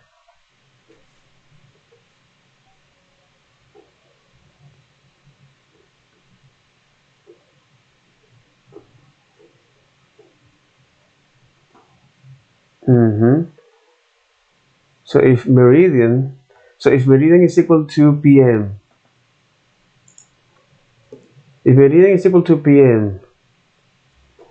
in hours, so if meridian is equal to PM and hours are greater than 12 or different than 12, okay, if the meridian is different to the PM,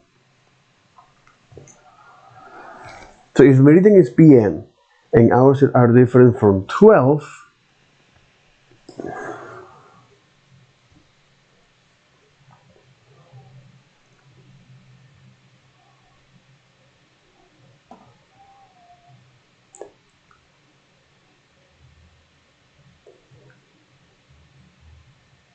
it means that we have to add different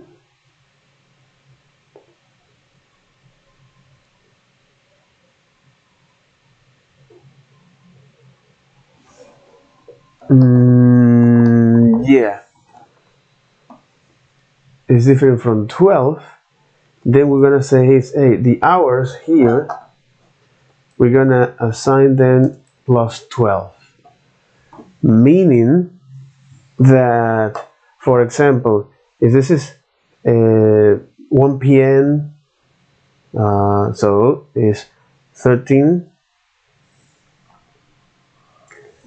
See, the hour is different from that, meaning that it's 1, so we have to add this 12, 13 for that, 14, 15, 16, you know.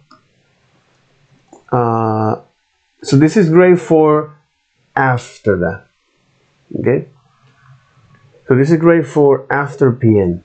However, if it is AM, okay, so if meridian is equal to AM,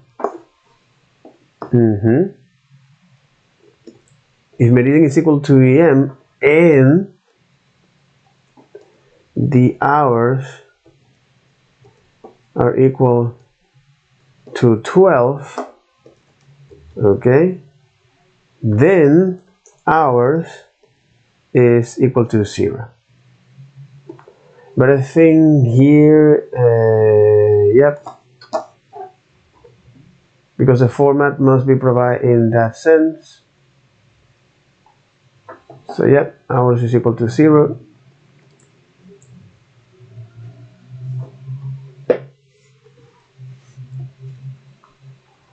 Exactly, hours is equal to 0. So now that I modify is the hour, which actually what we care here. Now we can construct is our, that's right, so now we can construct is our output, which is this. So we're going to use a template string for that. Where here we're going to put is the hours. But again, the hours that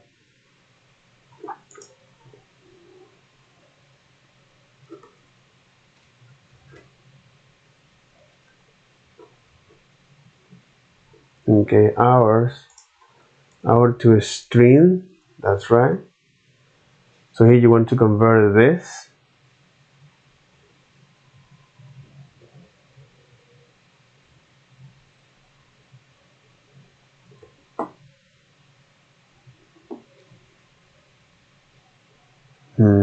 And you want to add this padding string in JavaScript.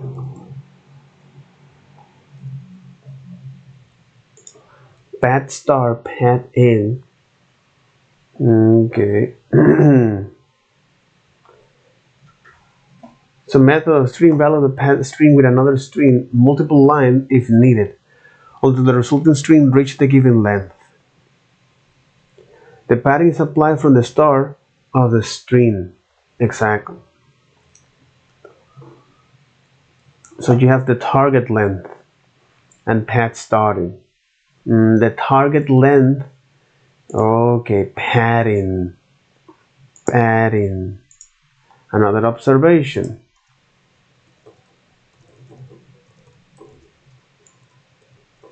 Lack of practice with string primitive.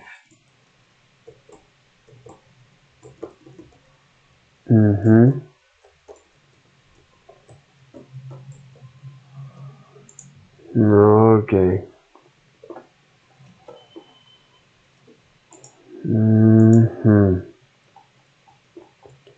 Lack of practice with string primitive. So here we say is pad star.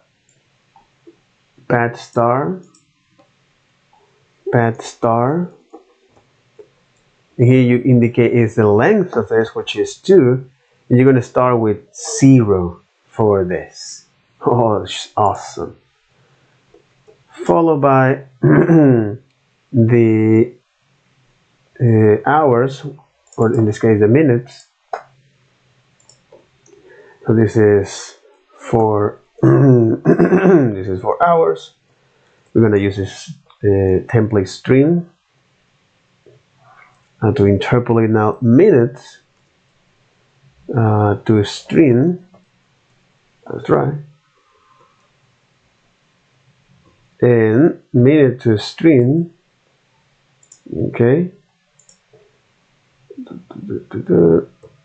Followed by the now another interpolation with seconds to string. All right. And followed by the meridian.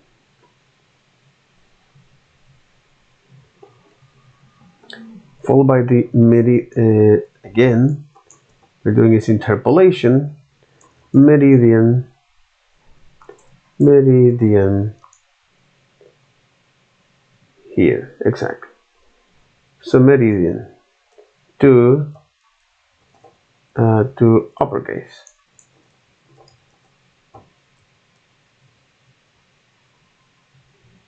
The thing to uppercase is this.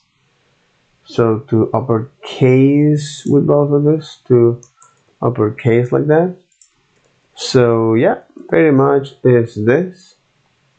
So when you run this code, it's a runtime here, hours, assignment to constant variable. Lol.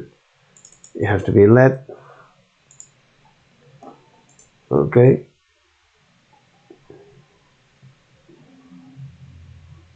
And there you got it. So this is our output here. But okay, so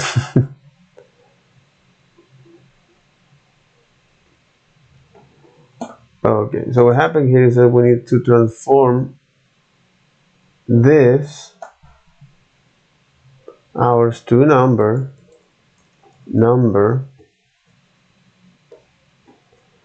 hours, and then assign that. It say no, you can't, invalid left hand side. Okay, no problem, no problem.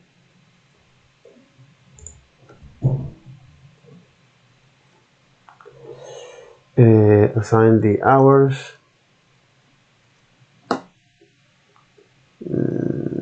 Here you say is want to be the hours. Okay, so this is hours. So transform that into a string, into a number, and now you're able to work with it. 19, that's right. But the thing here is we don't want that in this particular fashion. We want is this.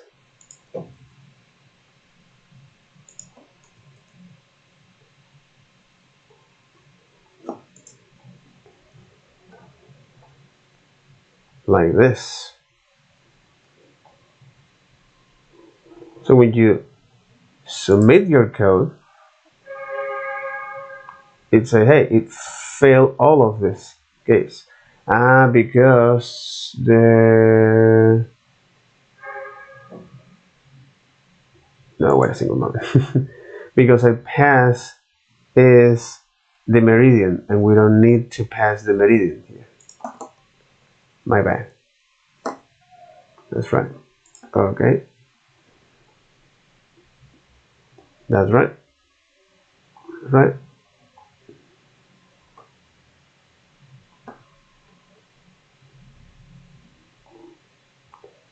So, okay. So this is what we're going to log here. And they say no, you didn't actually pass that.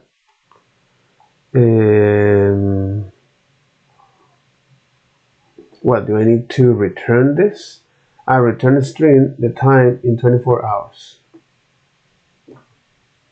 Time conversion has the following parameter.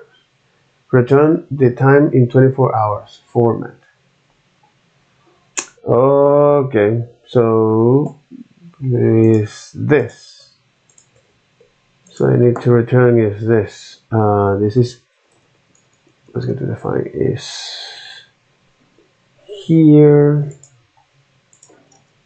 Okay, so let here military time as an empty string. Okay, and then what you're gonna do is military time will be assigned to all of this, and this is what you're going to return, military time.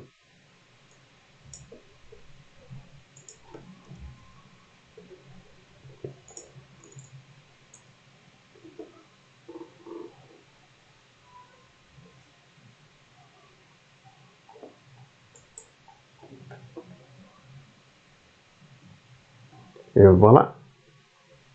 So when you submit the code, you're actually returning that as expected.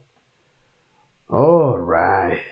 Okay, there was a lot of things going on, and I made my observations with this.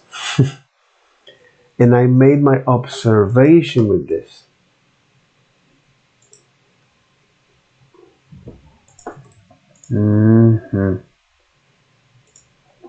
Holy moly. And I made my observation with this. Coding challenge.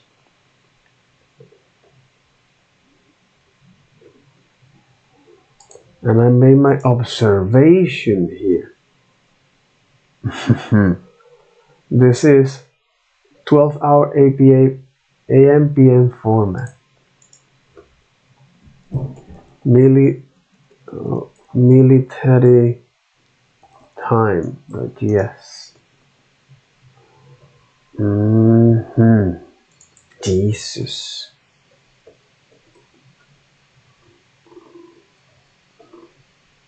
Holy moly. Oh my god. Okay. So time taking, time conversion here. So time taken,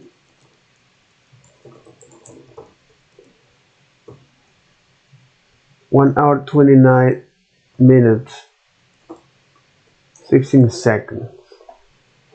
Jesus. Okay. It was actually pretty, very, very, very interesting. Completely, man. It's like, holy moly. Time conversion and observation. Lack of understanding about regex. Lack of understanding of match method in GS string, and lack of practice with string primitive. So the match, what it does, when you look at the match here, okay, so match, it creates, so for example, match, when it comes to shallow copy, okay,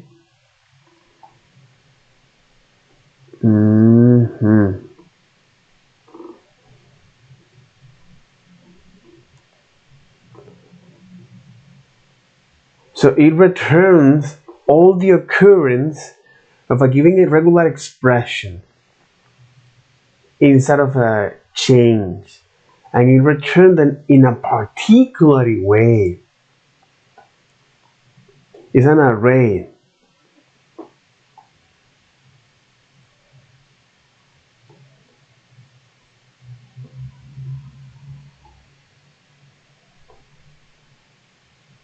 Exactly. G doesn't include the capture group.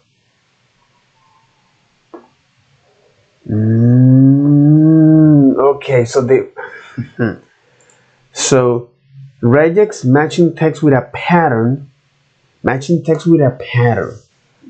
Okay, so that'll be all for this video. Take care. Bye bye.